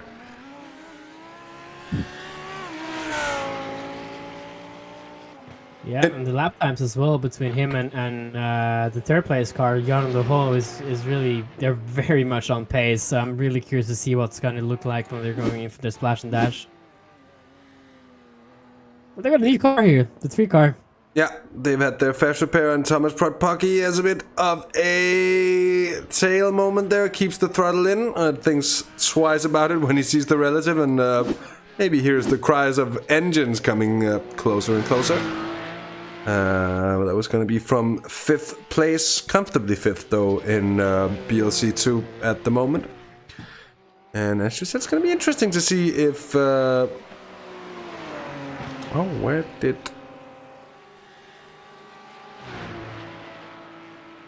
Michalewski has, I think, get into the pits. Yep. So that was a little bit of an unexpected pit stop there from Ricardo Michalewski, and that is gonna negate whatever advantage there might have been to play for on their part, is it not? Yeah, I think this is a long time ago since they went into the pits. Oh, let's see on the pit lap. We can last lap time was 8:28. So pit lap 15. They're on lap 18 now, from what I can see. So yeah, indeed, 3 minutes, 3 laps ago, and that is nowhere near 3 minutes. That's look at his pace though. He's quite a bit faster than the other cars in class, except for the leader, Vince Peters. Oh, locks up the left to front there a little bit as well. The inside tire. Doesn't have to do that too much to wear out that set of tires. That's a good point indeed. And here we go. Following Davy Souffeliers.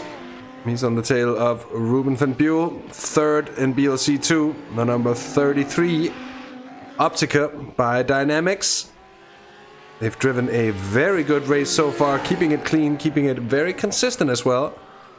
And if they can keep it up like this, they will be looking good for a podium finish.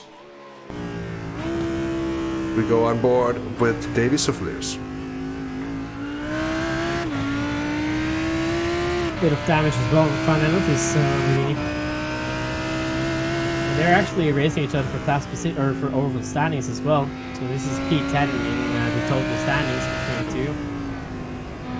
Davy is surely going to drag out the longest straw for this position. Ruben van Buell being the slower car. 32 has done a great job in this race, I'd have to say.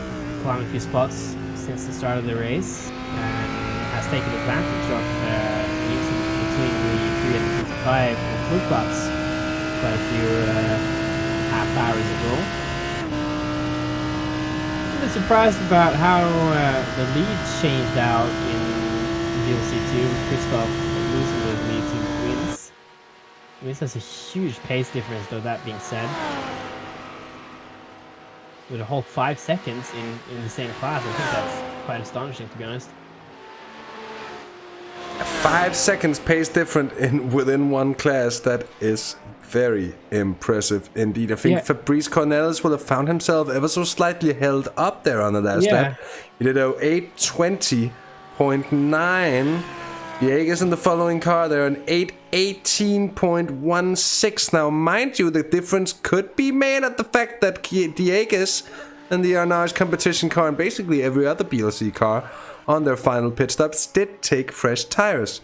And that is not the case, however, for Fabrice Cornelis there. They didn't take tires there on the final stop. I think they were hoping that it might just have to be what wins in the race in the end, but we're going to have to see there. The advantage at the moment, they're 23 seconds or so, and with 27 minutes left to race, it does look good for Fabrice Cornelis and the Simtag E-Team, the number 2 machine there. Yeah, a little slow lap there as well from Jarno, 8:19.31. So he's lost a little bit of time there, but not as much as Fabrice. It's still advantage Jarno so far, still catching in to the total leader here. Davey still hasn't gotten past the 32 here yet. Also now it's a bit of a calm hour as well in this race, Hasse. So what about a trivia question for our viewers who are still with us? There's no prize for this, but a prize for attrition, I think we could say. That is, what is, or when, or which year was the first race held on the Nürburgring? We're looking at years now. If you know when the first year... you can't ask people questions in an internet chat because, like, what are you gonna tell people? Oh, don't look it up on Wikipedia. Hey, I mean, this is just for learning. I know what you mean. I know what you mean. I'm just taking a piss. I think I would have a shot as well. I'm gonna wait till we see something, but I've made my guess already. I'm not gonna say more, but let's see if it's gonna be correct. An interesting one, and actually, this track being one of the older ones around, at least of those that are sort of still in existence in a form that even so vaguely resembles the original one. Now then, 25 minutes of action left in this race, and the JWS Motorsports BLC1 machine here of Jorn van den Akker exiting the pit. 5th in BLC1. I believe, no, I'm sorry, 7th, that is. So my apologies for a slight misread. Is in the number 5 car, but in 7th place there. At least I have my excuse. Now further down, Niels de Kuiper in the QSR Racing Esports machine is having quite some company here from Olivier Bultink. Both of those have had both of their pit stops. Now on the last lap, the Kuiper was a fair few seconds quick. Oh, that's the pit time, right? It's the other way around. Bultink actually a lot quicker than Niels de Kuiper on that final lap, and that might what we see. That might be just what we're seeing now. That pace difference looks absolutely incredible here. Oh, and the Anage car being held up by a double TCR train is not going to get easy to pass through. And look at the TCRs trying to snake on through as well. It's down to the Breitscheid Bridge. Oh, he's got it! Oh, he's got it around the outside. Brilliant stuff indeed. We've had a problem here for Kenneth Franken, I'm afraid. Yeah, that car doesn't want to race anymore. Absolutely not. And Charles Chavanot has had an issue as well. The 188 here. That was second in class. And that's second at the moment. They were at least, but I think they've been coming into the pits from second place. Then having lost a fair few positions even before this, because looking at it... Jarno has jumped into the pit for some reason, so there's drama now for the leader. Huge drama.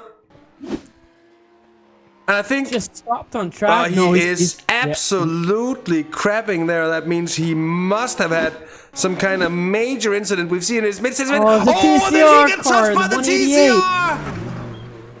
Jarno de Houw and Totalplan Racing are seeing their race unravel before their very eyes, and the fate of that team being decided by the TCR there. It's in mid.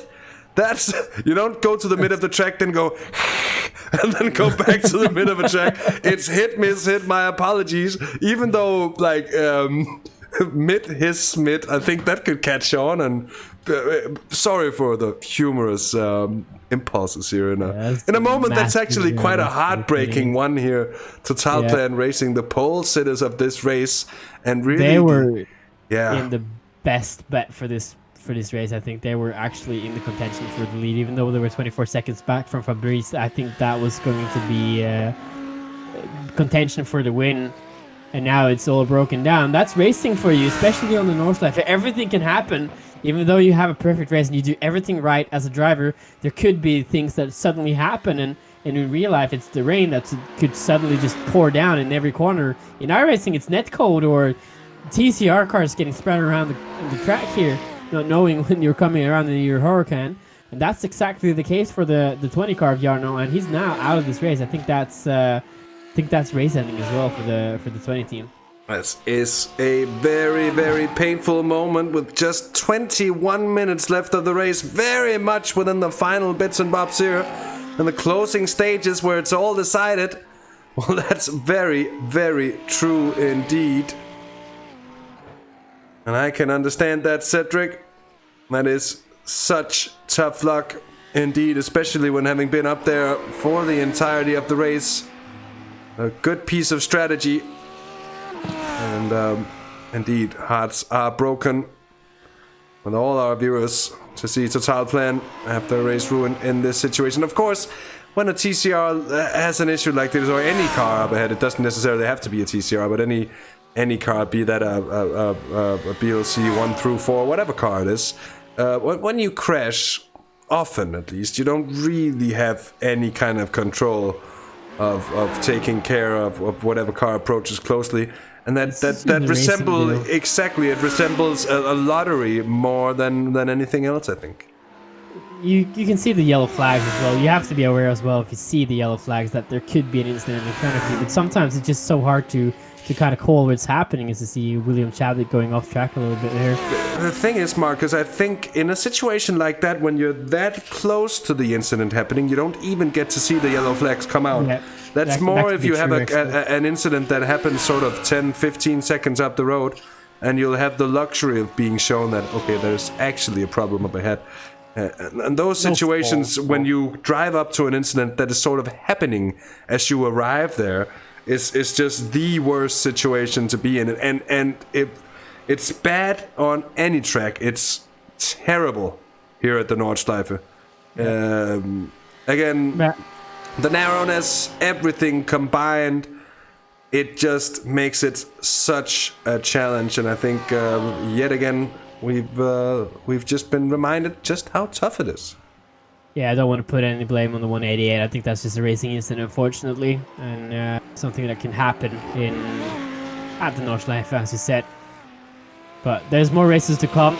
We have the VIR race, which is going to be in October. I'll actually get a quick look at the calendar and see the exact date of that race and get back to you all. And that I believe it's October 1st of October. Yeah.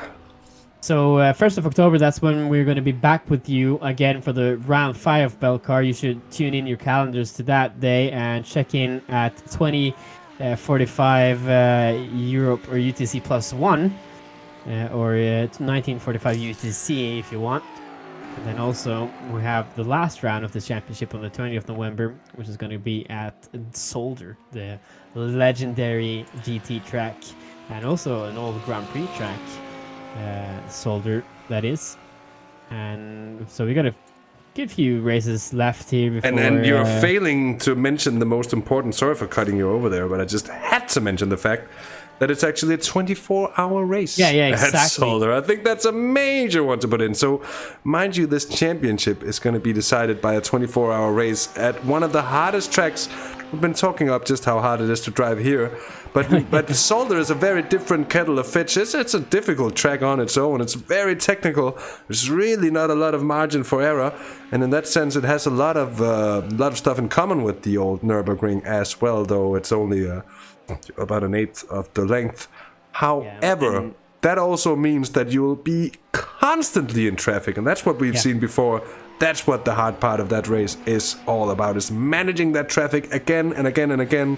The tiredness, the fatigue, all this stuff over the course of 24 hours. It is not going to be one to miss. That much is very certain. I'd quite like to race there, actually. So traffic is going to be a key the entire race, that's for sure. 40 drivers on track, or 40 cars on track, and then you have driver stops as well.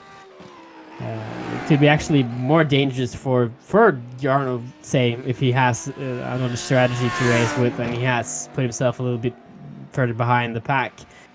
More risks than it is on the Nürburgring, where the field is stretched quite a lot.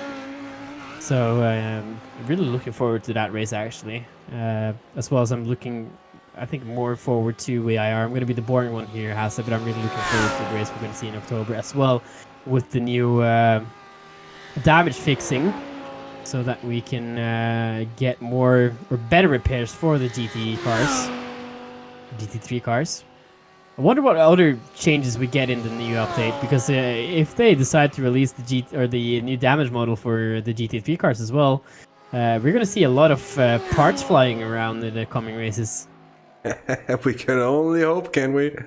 And again, it's a part of the ever-evolving sim, as we've mentioned upon earlier as well, and it's a part of the charm as well. One thing we haven't mentioned upon is how it's actually, and that's at least that's a personal opinion of mine, of course, but that some people are sort of complaining about iRacing being expensive and sort of things like that. But at the same time, the business model that they use is also sort of what they use to be able to kind of make their bet on longevity, and not just longevity and sales and such, but also the longevity of just evolution instead of having to create something new that has to be sold. Yep. And they also use a lot of this money, which they make by selling these contents packs, which I don't think it's very horribly priced. I mean, you don't have to buy every GT3 car to compete in GT3. You only need one, basically. If you're massively interested, yeah, sure as hell, just buy everything. But the amount of money they use to scan these cars, and just the scanning phase is terribly expensive. And then you have the licenses as well, which you have to pay, and the track licenses, you have to scan the entire track, and then you have to model everything, and you have to make everything from scratch. It's a huge amount of work. So $11.45 for a track, or for a car, which is, they probably used close up to $20,000 on to just produce. I don't think that's too bad, honestly. Also, $11.45 for Lamborghini? Yeah, sign me up. A good point here. Now, some of the closest two cars on track at the moment will be the GT racing car here, driven by Renzo Erlenbrook. And then 8.5 seconds further down the road is William Chadwick in the Sim District GT3 by BMS5 esports machine. That, of course, being the 145 machine that we've seen the pointy end of the field for most of this race. And on the last lap, Marcus, the difference between the two was 1.5 seconds. Now, of course, with just under 15 minutes to go, it's not like we have a huge amount of laps left, so they're probably not gonna make it up, but it wouldn't take a lot of issues for the car up ahead for this to be quite interesting there. Let's just take a roundup of the standings. We've gone through BLC 1 on a fair few occasions. It's still Simtag E-Team, the number 2 machine, leading on our competition in the 23 car, and the 99 machine of GTE Racing rounding off the podium. In BLC 2, it's Vince Peters driving the JWS Motorsports 11 car, leading from Christoph Raas in the Flemish SimSports yellow machine. That's, of course, the 999 Porsche, with Ruben van Buel in the Optica by Dynamics car, currently sitting third. Thomas Stockmans leads for Tata Network Esports in the 84 BLC3 BMW, ahead of Robin Neville for Flemish SimSports Black in their Porsche Cayman, and Jelle Verstraeten in the McLaren of Greenleaf Racing. And in BLC4, it's Naveed Hussain who leads for Ignium Motorsports ahead of Kim Behade, and that is, of course, for Flemish SimSports Red and their TCR arm, if you will. And in third place in BLC4, indeed, is Ronnie Heyman for CCTS Esports Belcar. Mighty Pink Panther car is still out on the track circulating. That's good to see, even after they had those huge incidents earlier in the race.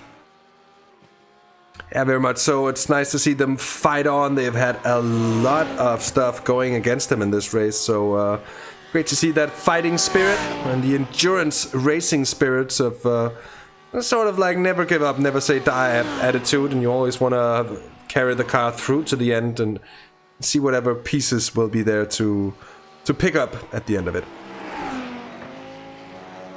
Now, by the way, I said before that this gap was probably not gonna come down enough for something really to happen between Renzo Erlenbrook and William Chadwick, but that gap was 8.5 seconds just half a lap ago here, and that gap's now up to, well, it's up to rather down to 5.2 seconds here, which means that William Chadwick, with a bit of slipstreaming here from the TCR coming down the Duttinger on the way down to Tiergarten and the Bilstein Bridge, he gets every single bit of slipstreaming that he can from that car up ahead. It's now underneath 5 seconds. That gap is coming down much quicker than we've ever seen it come down before, and I reckon that switch up in lap time this time around is going to be much bigger than last time around we saw. We're coming into the final 10 minutes of racing, which means incidentally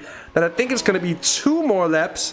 Instead of just a single one more, it's going to be 2 more laps, and William Chadwick could still be looking at a podium place here. Yeah, I think this is working in his favor. Podium, but which step is my question. I think it's going to be on the 3rd step, if anything. I'm not sure if they're going to be able to manage much more than that. Carlos Dieguez as well is lapping at quite the pace, but I don't think that's going to be enough to manage to get by Fabrice Cornelis on pure pace. I'm still wondering when this stop is going to come from Fabrice Cornelis, because surely we're going to have to see at least one more stop here from the lead, at least. Mind you that all the 7 leading cars through BLC 1 and 2, both of them had, or all of them had those pit stops on lap 14. We're on lap 21 now. So if they haven't been able to save that extra bit of fuel, that probably means they would have to come in at the end of this lap. We'll have to see how that goes. Indeed, Scott McFall joining us in there, saying Will is flying, and that is very true indeed. Setting the pace along Carlos Dieguez at the moment. Those two very close on pace. The difference, though, between Renzo Erlenbrook, excuse me, and William Chadwick on that last lap, over 6 seconds. The gap between the two at the moment, 4.2 seconds. And that, I believe, is going to make for a very interesting finale to this race. And it's even a battle for podium positions here. Yeah, excited about this. And it's going to be closing more in the Nordschleife area, I think. Under 4 seconds now, as we speak. So we're going to get a fight here for the podium position. Anyway, I thought it was going to... The air got blown out of it a little bit with Jarno getting taken out by one of the TCR cars. Not something I would like to blame the TCR car on, but that's what happened. So we got a fight here on our hands very shortly, I think. 3.5 seconds now. It's... Yeah, this is dropping fast, as you said. It's like a sinking ship. Good point. You can see both of them in the same shot as well. Ooh, Olivier Bultnik out here taking the alternate line. Rally crossing. Giving us a show for the money. Yeah, he's been a bit off there, that's true. And Nils de Kuiper with that last pit stop, by the way, has gotten passed in the QSR machine. We just have to wonder. Both of them have had all of their pit stops done and dusted at this point. Kuiper, actually, it seems.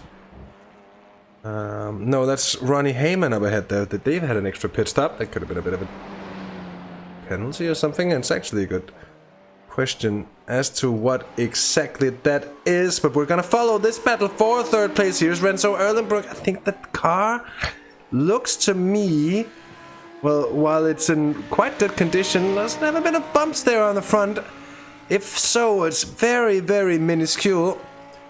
Look at William Chadwick. He is gaining, and the bigger that car up ahead is gonna seem to him, he just knows he's getting seriously close here, and that's gonna be blood in the shark waters, and they have a sense for that stuff, the beasts. And William Chadwick certainly driving like a beast at the moment. Not sure if Lamborghini would like you calling their car a shark, though. They're much more affiliated with a different animal. Well, yes. As a driver, I think you could call him a shark, definitely.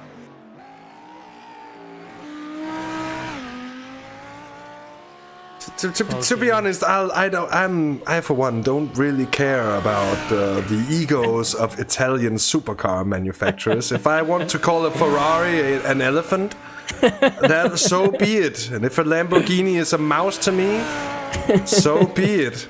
Right now, William Chadwick is really quick, though. Is driving. He's driving his car like a shark on the prowl at the moment, on the hunt for whatever is up ahead. Renzo Erlenbrook, though, seems to have picked up the pace, and the gap, for me at least, Marcus, has stabilized now. It's around 3.4 seconds here. Yeah, if you can keep that distance now, I think you could be safe. We're heading on to the last lap and not very long, I presume.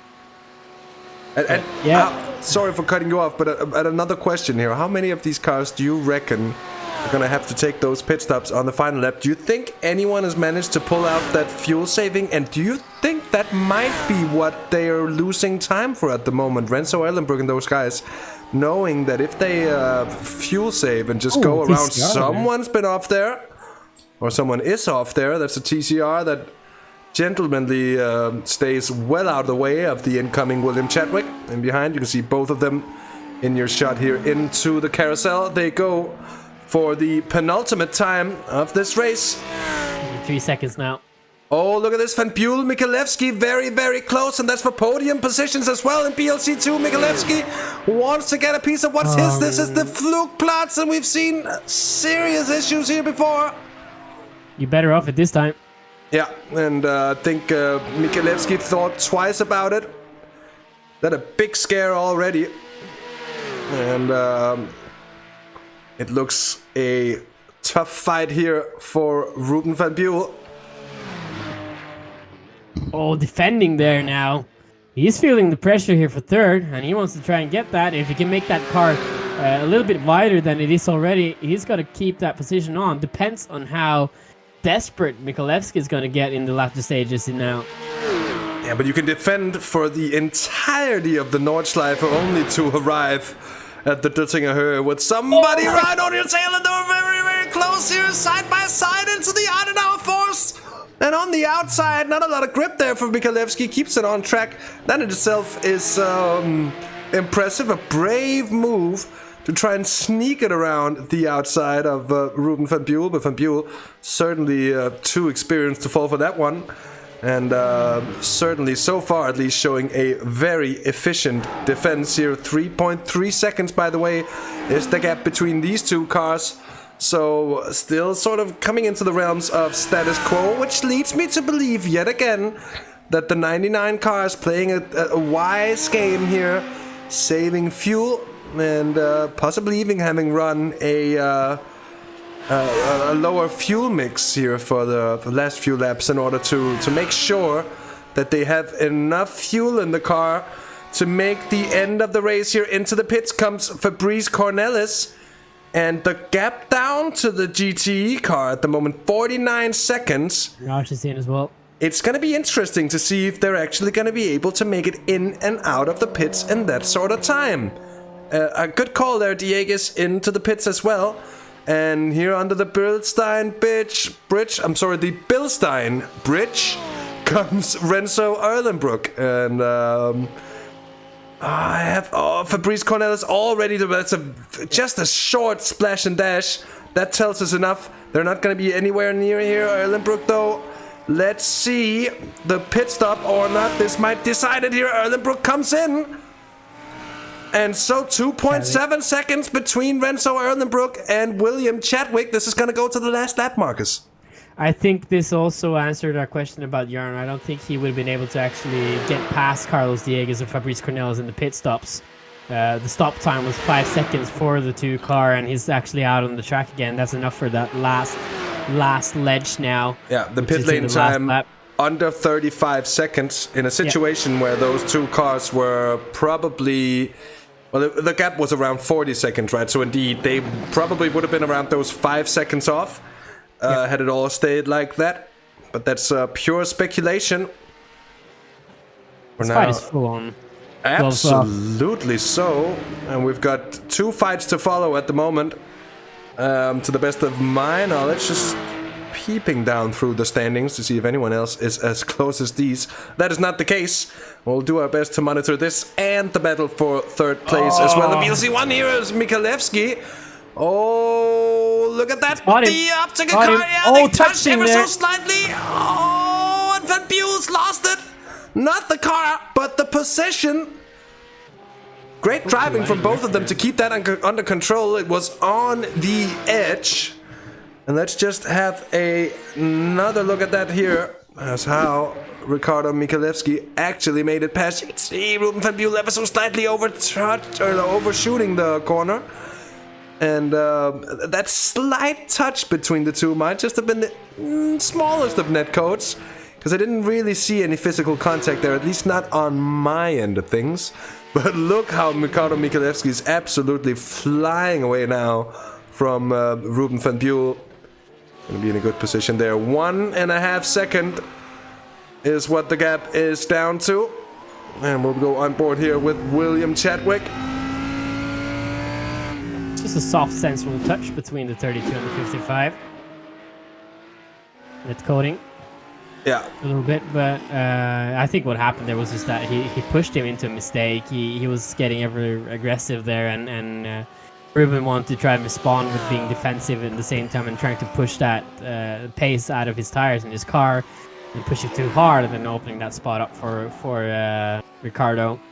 And Ricardo then masterfully just taking his line away when they get back into the lane there. So great job from the 55. That's how he should have done it on the 3 car instead of going at it in the Flugplatz. That's racing. Van Bulen is in the pits for some reason. Is that netcode or is that actually an incident there for the 32? He's been in for some time, I'm afraid. So just what happened? Actually, not quite sure. So something's happened to Ruben, which is not scheduled. He's in the pits, but I just wonder just for how long. He hasn't been in for that long. No, he's jumped the pits and something's happened. Here's Ruben Van Buel. There it is. Oh. That is a major incident in the Schwalbenschwanz, which is known to be a place where there isn't really any soft barriers. And as you can see, the damage is race ending, I'm afraid. Yep. And it's gone from just losing a position there for Ruben Van Buel to going absolutely down south in a very, very short frame of time there in the end. And we're just going to swing back to the battle between Renzo Erlenbrook and William Chadwick, who's been gaining, still needs to clear up that last bit of time. Scott McFall now is really excited, I think, looking at this fight here. He knows his teammate well, and he's flying, which is very good spotted. But now this gap is very, very short between the two. See how Renzo manages this first few sectors of the Nordschleife. William as well just has to keep the pace up and the energy up. He's been fast as now. He's actually taken every single inch of the track plus a little bit more.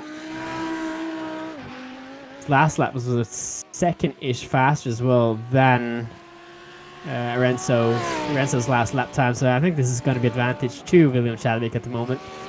So exciting here for the last podium spot in the top class.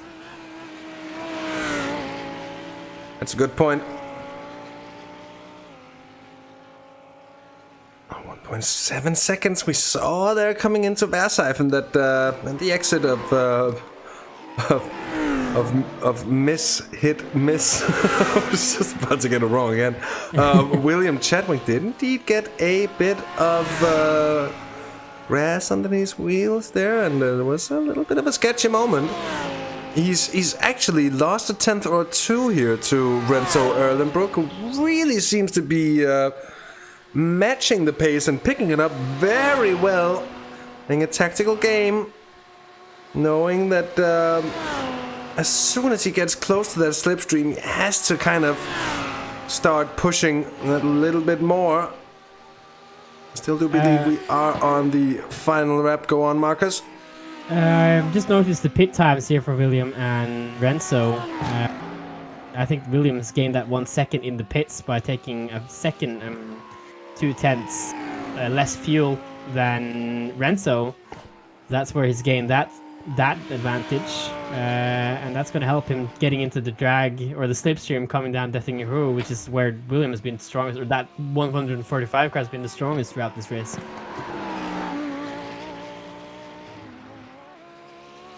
But this is looking ever so much as a victory here for the 2 car, which is on the last lap now. Hasn't really had the best of starts, but have controlled this race after a different strategy call for the 20 car, which unfortunately also ended up ending their race. I think Fabrice Cornelis and Koen Klopman can be very happy with the result in this race, now now getting ever closer to the finish line now. Way past the halfway of this lap.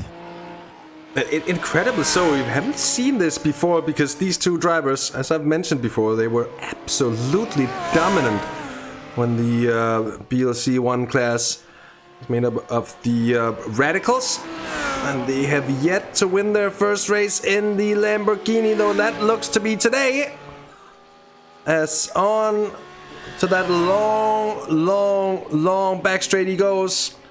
And he's still got 9 seconds of an advantage. To me, it doesn't look like Chadwick's gonna get close enough to Erlenbrook. He's gonna need a mistake from Erlenbrook, who comes down through the bell of S's. And down to Schwalbenschwanz now. So whether or not that's gonna be a thing, we're gonna have to see. It really all depends now on the ability of Renzo Erlenbrook to stay cool. And vice versa as well for William Chadwick, it seems, because it's max pressure on both of them at the moment to perform for just a few more seconds. But here comes Fabrice Cornelis to take the checkered flag of round 4 here of the 2021 Season 2 Virtual Belcar Series, and the first race win for the Simtag E-Team number 2 machine of this season. More important championship points gained as well for Anage Competition and Carlos Diegues, who brings home that machine into 2nd place. And then a bit of time gain is now up to 1.5 seconds, and I think that is it. Yep. No more chances. So Erlenbrook, there's 1 braking zone left. 1 corner not to get wrong, and the 99 machine is gonna pick the podium here. The final podium spot in BLC1 at the Green Hell. I think the 145 ran out of fuel there. It did indeed. He's right coasting. So they've really tried anything. It would have been amazing had they gone in front, then ran out of fuel and lost that position. But at least the car hasn't come to a stop. They've made it across the line. And perfectly timed, you could say. 4th place for the Sim District GT3 by BMS Vibe Esports machine, driven to the line by William Chadwick. And what a great drive it has been from them as well.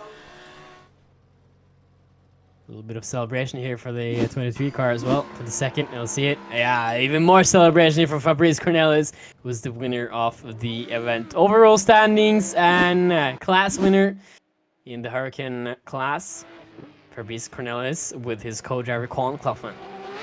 Indeed, and barring any freak incidents, it looks like a class win for the 11 machine of JWS Motorsports.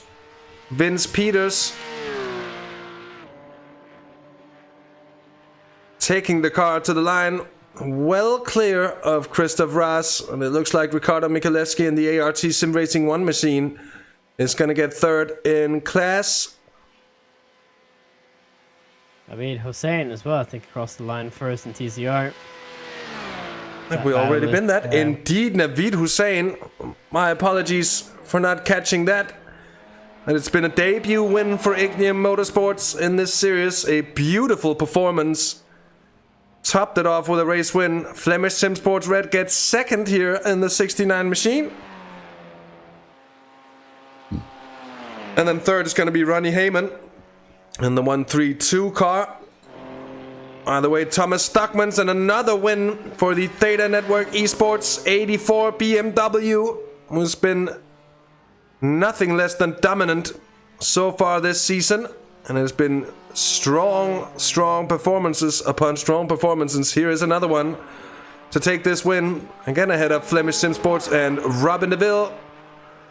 As we've mentioned before, it looks like Jelle Verstraeten and Greenleaf Racing is indeed going to get third there.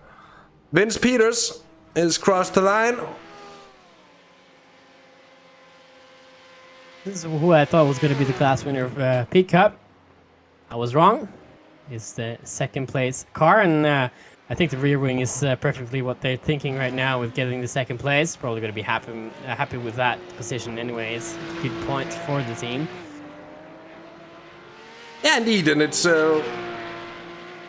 never a bad performance to end on the podium in a series with a top level like this one. Mind you, the top drivers of this series are somewhat close to the PWC level of things, with iRatings in the north of whoa, that's a big lockup, and iRatings north of 7K and stuff. So really well up there indeed, with a few TCRs plowing on.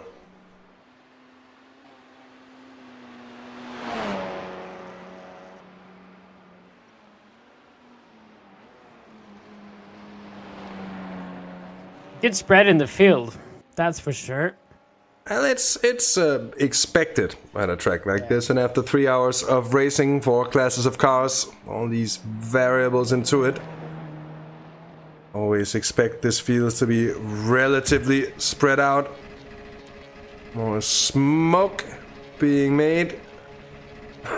Pullman says there's no fuel left for burnouts. Here, the 4th placed Porsche Cup machine of Ruben van Buell. They got it out again. Yeah, they did. They did indeed. Spent the fast repair as well, I think. Yeah. And actually, incredibly so, only 10 seconds clear of Thomas Prodprocki in the Eagle Race Simulators Esports P Cup machine there in 5th place in class. So really not that big of a margin between those two machines in the end here. Yeah, 2 cars with massive damage to each other, so being involved with an incident. Both cars, the 3 car had that touch by the 55, the 32 wasn't involved in an incident with the 55, but had a crash by himself, and that resulted in a tow. Luckily for them, they were so close to the pits at that moment that it probably didn't take much longer. Had that crash been in, for example, the carousel, that would have been a 4th place for Thomas Prodprocki. Passing the 35 of, is that on track? That is Adrian Rysny. Rysny. Not so good with Polish names. Adrian Rysny, I think it must, the way Rysny, I think. Rysny, okay, yeah. I would think. I would expect it to be so, but I'm no means certain though. He's very happy with his mid place. There comes Thomas Prodprocki, and indeed to grab 5th place. Got Alexander Raas here.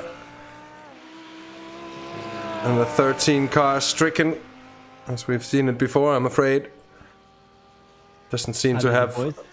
I know it's a cliche, but that number doesn't really seem to have a lot of luck following it, does it? No. I saw it as well in the Formula 3 qualifying today, for those who watched that, with Dennis Hauger, who ended up being 13th in the qualifying, got knocked down into 14th, and wasn't able to get that lap, or the Perma cars didn't get that lap at all.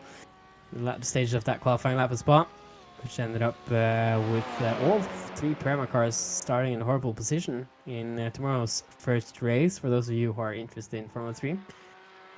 I certainly are, with the Norwegian leading the championship in Formula 3. Hoping for some Norwegian glory in that championship. Hopefully also Formula 2 right next year. to just go off the table a little bit, as we see the last few cars now crossing the line. The 54th Bart Levens as well, who's coming in 7th in his class, TCR. And here's Mohammed Yassin Sugam Garbi, which they had a tough race. After that first spin from Mohammed, taking every single inch of the track still. And lots of damage on the right hand side as well, but they're in the spirit of this race, did not give up at all, and I applaud them from doing that, finishing 6th in the GT4 class, and that's them over the goal here, celebrating that 6th place finish as well for Mohammed Yassin Sugam Gahabri. Indeed, and I think that brings us to the results class by class. We shall go through them, and I shall indeed start. BLC 1, overall winners, Simtag E-Team number 2, and the first win of this season for them in due time, dare you say. Number 2, Honors competition, second it is, the 23 car, but championship leaders picking up some important points, though the gap is indeed narrowing, and Simtag is closing in. GT Racing staying in contention as well, finishing on the podium, just a second and a half or so ahead of the Sim District GT3 by BMS Vibe Esports. We've got Valkyrie Esports by Francorchamps Miniatures in 5th. JWS Motorsports, the number 5 car in 6th. Simtag E-Team, the number 86 in 7th. Then PSR by RPM in 8th place ahead of Flemish SimSports White in the 13 car, 9th. Valkyrie Esports Rookie 10th, that's the 677 machine. The number 10 car, the RPM by DB Racing 11th. Total Plan Racing in 12th place. Hard break for those guys in the end. The number 20 machine, remember, they were in pole position and they've been in with a shout for the entirety of the race, more or less.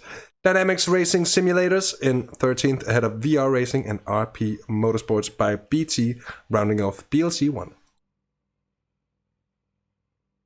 With BLC 2 now continuing on in this race result, we got the JVS Motorsport 11 car winning the class in front of the Flemish SimSport Yellow 999, which was my bet to win the class. I had the wrong guess there, but that's okay because the ART Sim Racing 1 car is the car finishing right behind them, and that's securing the last spot on the podium. Following the top 3 cars, we have the rest of the field, which is only consistent of T cars, or 6 cars, I mean. Optica by Dynamics follows the lineup in 4th with Eagle Race Simulators Esports in 5th.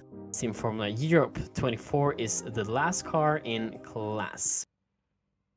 Indeed, and the music's playing a bit of a trick with me here. I'm just going to see if skip to the next song is going to help it up. You know, we always like to keep things vibing here at the end of the race. My apologies for a short hiccup here.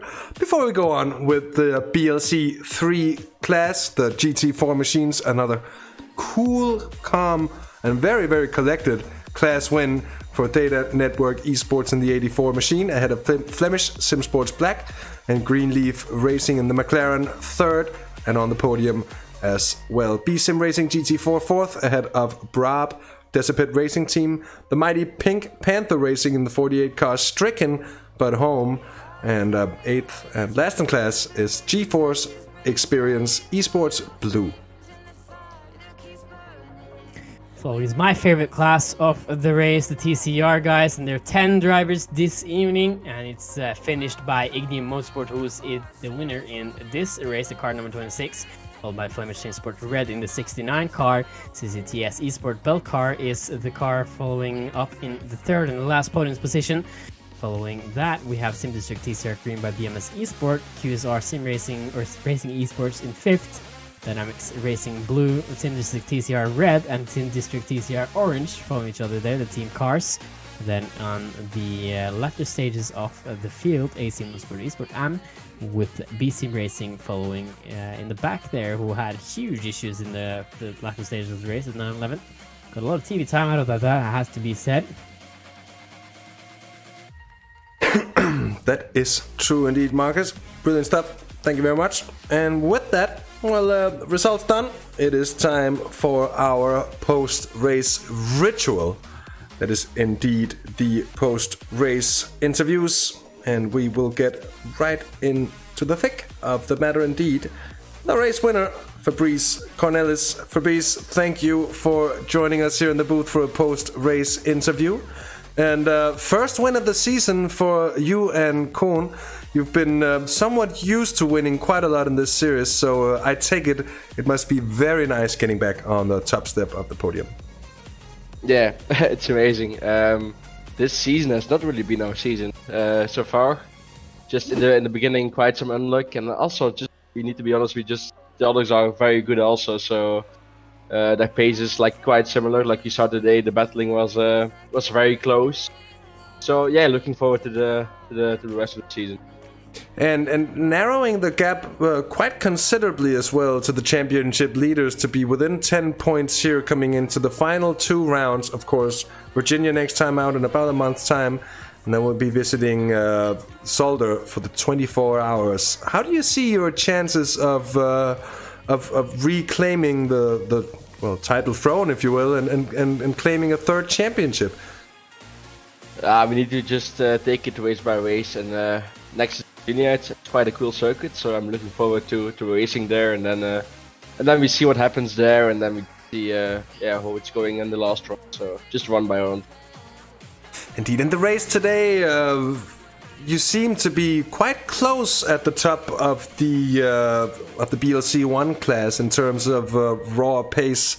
What think set you and Koen apart from the rest of the lads today? I think at the end the strategy mostly taking no tires at the last stop while the others took tires. Car was quite tricky to drive the last stint, but at the end it helped us because he gained time with that for sure. I think that was the key at the end. Well, indeed, Fabrice, congratulations on your first win of the season. And before we let you off to celebrate with Koen, is there anyone you'd like to give a thanks or a shout out to while you're live? Oh yeah, for sure. Our whole team, well, especially Koen, he's doing the setups for like a few weeks already, so he's really working on this hard. So yeah, big thank you to him. Also today he did a fantastic job. But also to Davy and Didier, the other Simtag team, for just having fun around with us, just training together and having fun. You guys for broadcasting, of course, and then the Belcar organization. Well, brilliant stuff, Fabrice. Thanks for taking the time to join us for a post-race interview. Enjoy the evening, the weekend, and all the best till we speak again, mate. Yeah, have a good night, guys. Bye-bye. Bye. So that was Fabrice Cornelis. I was just about to say that was Bodo van Kuster. That it wasn't. But this is indeed Bodo van Kuster coming in to have a... apologies for that. Bodo van coming in to have a chat with me indeed here amongst all my confusion. Bodo van, another win for the 11 machine. It was a superb performance from you and Vince today out there. Were you confident all the way through that you were going to pick up the win today? No, not really. We didn't touch our sims I did not touch my sim since the last Belcar round, which was before the summer stop. So I had no time to practice as I was very busy with my new job in Belgium, for JWS Motorsport. I'm sorry, which is in fact actually in real life a race team as well. So I didn't have no time to practice, but Noordslijf is always a challenging track, a lot of fun. So the qualifying didn't start as we wanted to in second place, but throughout the race we found our way to the front, and it did like we should. So yes, really happy. In terms of the championship, Bodeman, it's going to be, it looks like a two-way fight between you and Flemish all the way to the line. You extended your gap to over 10 points now, and it's looking better and better for you, isn't it? Yeah, that's right.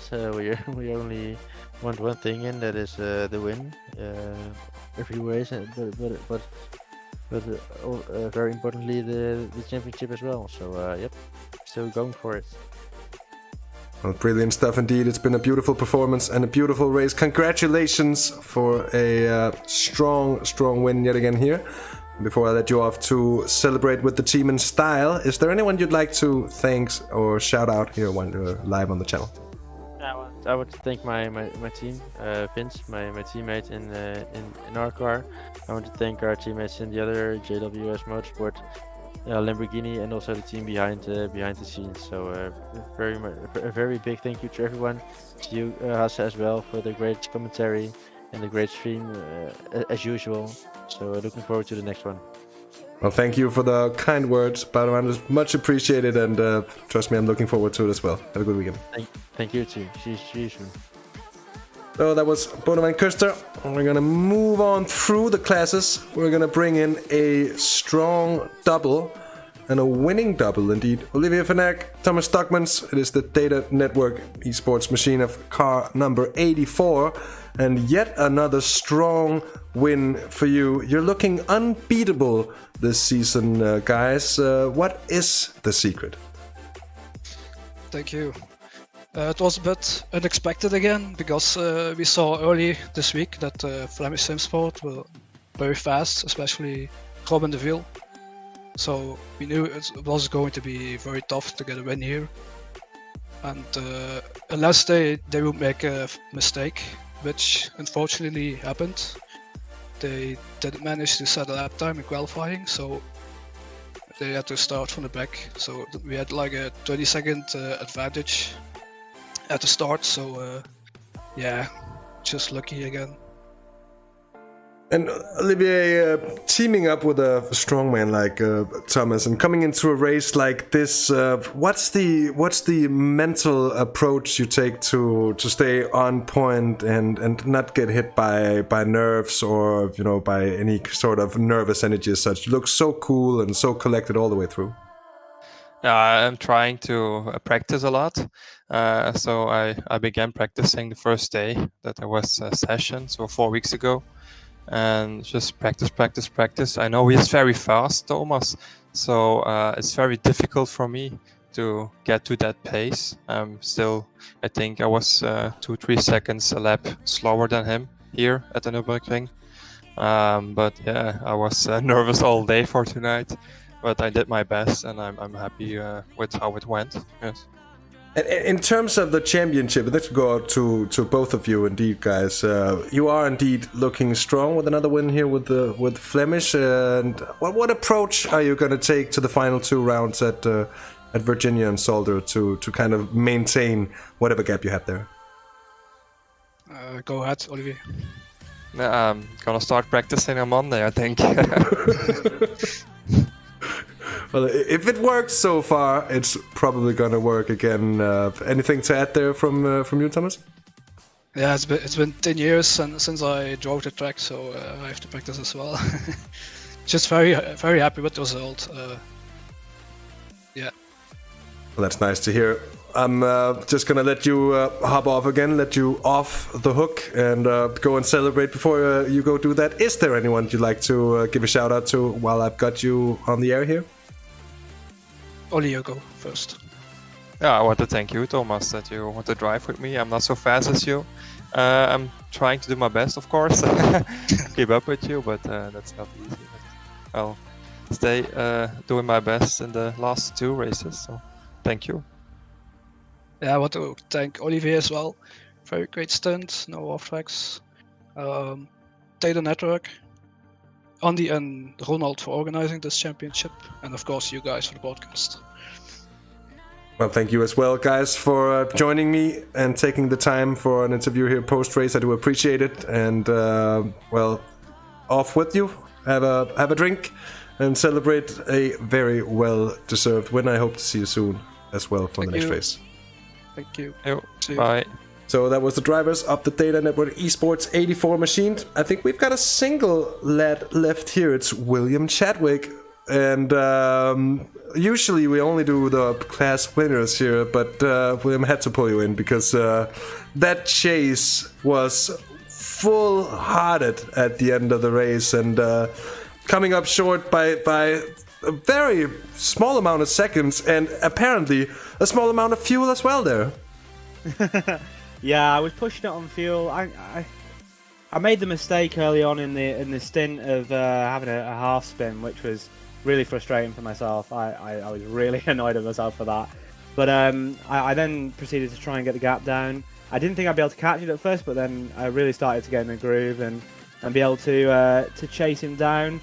Just aimed to do the best pit stop I could, but he came out and he did really good times. I think the previous lap he was on for like, I think 20s, so he was, and then this lap that my Delta showed me that we were going to be on for like 15s if it was a full lap. So we were really flying round. I tried my best to get within the draft margin of 1.1 seconds, but they're running a bit of a higher wing, so they just edged it out on the last few corners of the Nordschleife. So yeah, disappointed that I couldn't get third, but happy with the performance I had considering the lack of hours I'd done into this. So I only, with a bit of a hectic week and a last-minute driver sub in for myself, I only got about 2 hours of testing, so I found it quite difficult in qualifying to set a lap without messing one up or getting an off track. Well, indeed, in terms of where you are in the championship, you've been picking up more and more points on a race-to-race basis. Does that mean we're going to see you on the podium for one of the last 2 rounds of the season? I'd hope so, to be honest. I mean, I think we're sitting somewhere like 8th or 7th in the championship after this one, and yeah, I'd hope we can get a podium. If not even better than that. I think another day we potentially would have been able to. I think in the last stint at least, I pulled in about 20 seconds maybe on the leaders. So you never know what can happen. It's endurance racing, multi-class. You know, you saw what happened. Well, I didn't personally see it, but I'm sure you saw what happened to the third place car with a back marker. So or another class car. So you know, anything can happen in endurance racing. It just proves to show. It proves that anything's possible. So maybe even get a win on the board if we're lucky. Well, I'll be hoping for the best for you guys, and thanks for a great show tonight. Thanks for joining me here in the booth for an interview, William. And before I let you off the hook, is there anyone you'd like to give a thanks or a shout out to? Absolutely. Thank you to Sim District. Thank you to BMS Esports and Vibe Esports for letting me sub in for this one. Don't normally race here, but I've done a few races in the past, and I've thoroughly enjoyed myself. So thank you to everyone that helped, Scott, and why do I forget my teammates? And Quinn. Oh, I'm seeing myself spin now on the stream. What timing! I do apologize. That was. It'll remind me of the incident I had. Well, here is the source of frustration for all to see. Yeah, I don't even think we saw that one in the race actually. Yeah, but, that was what ended up costing me in the end. If I hadn't had that, I would have. I think I would have had third. But yeah, no, thank you for everyone that's helped me, and yeah, thank you for letting me drive here today. Thank you for the great commentary as well. Well, it's been all my pleasure, and I can speak on behalf of Markus as well when I say that. Thanks for joining me for this interview, and do enjoy your weekend, mate. Thank you very much.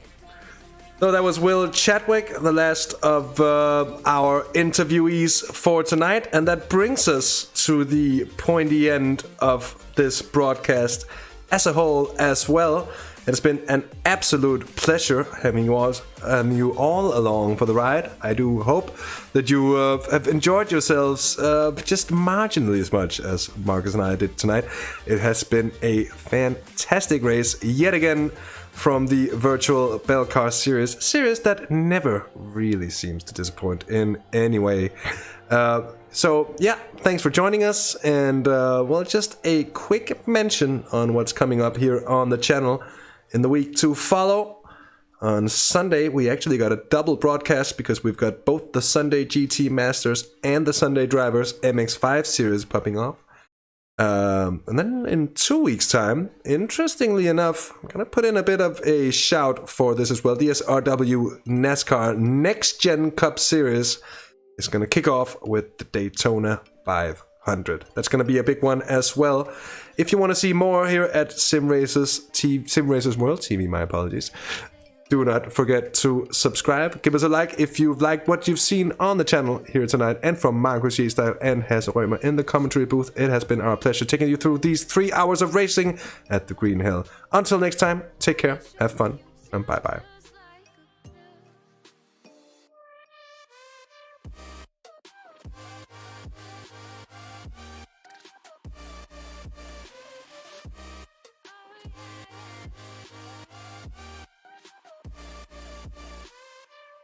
You like a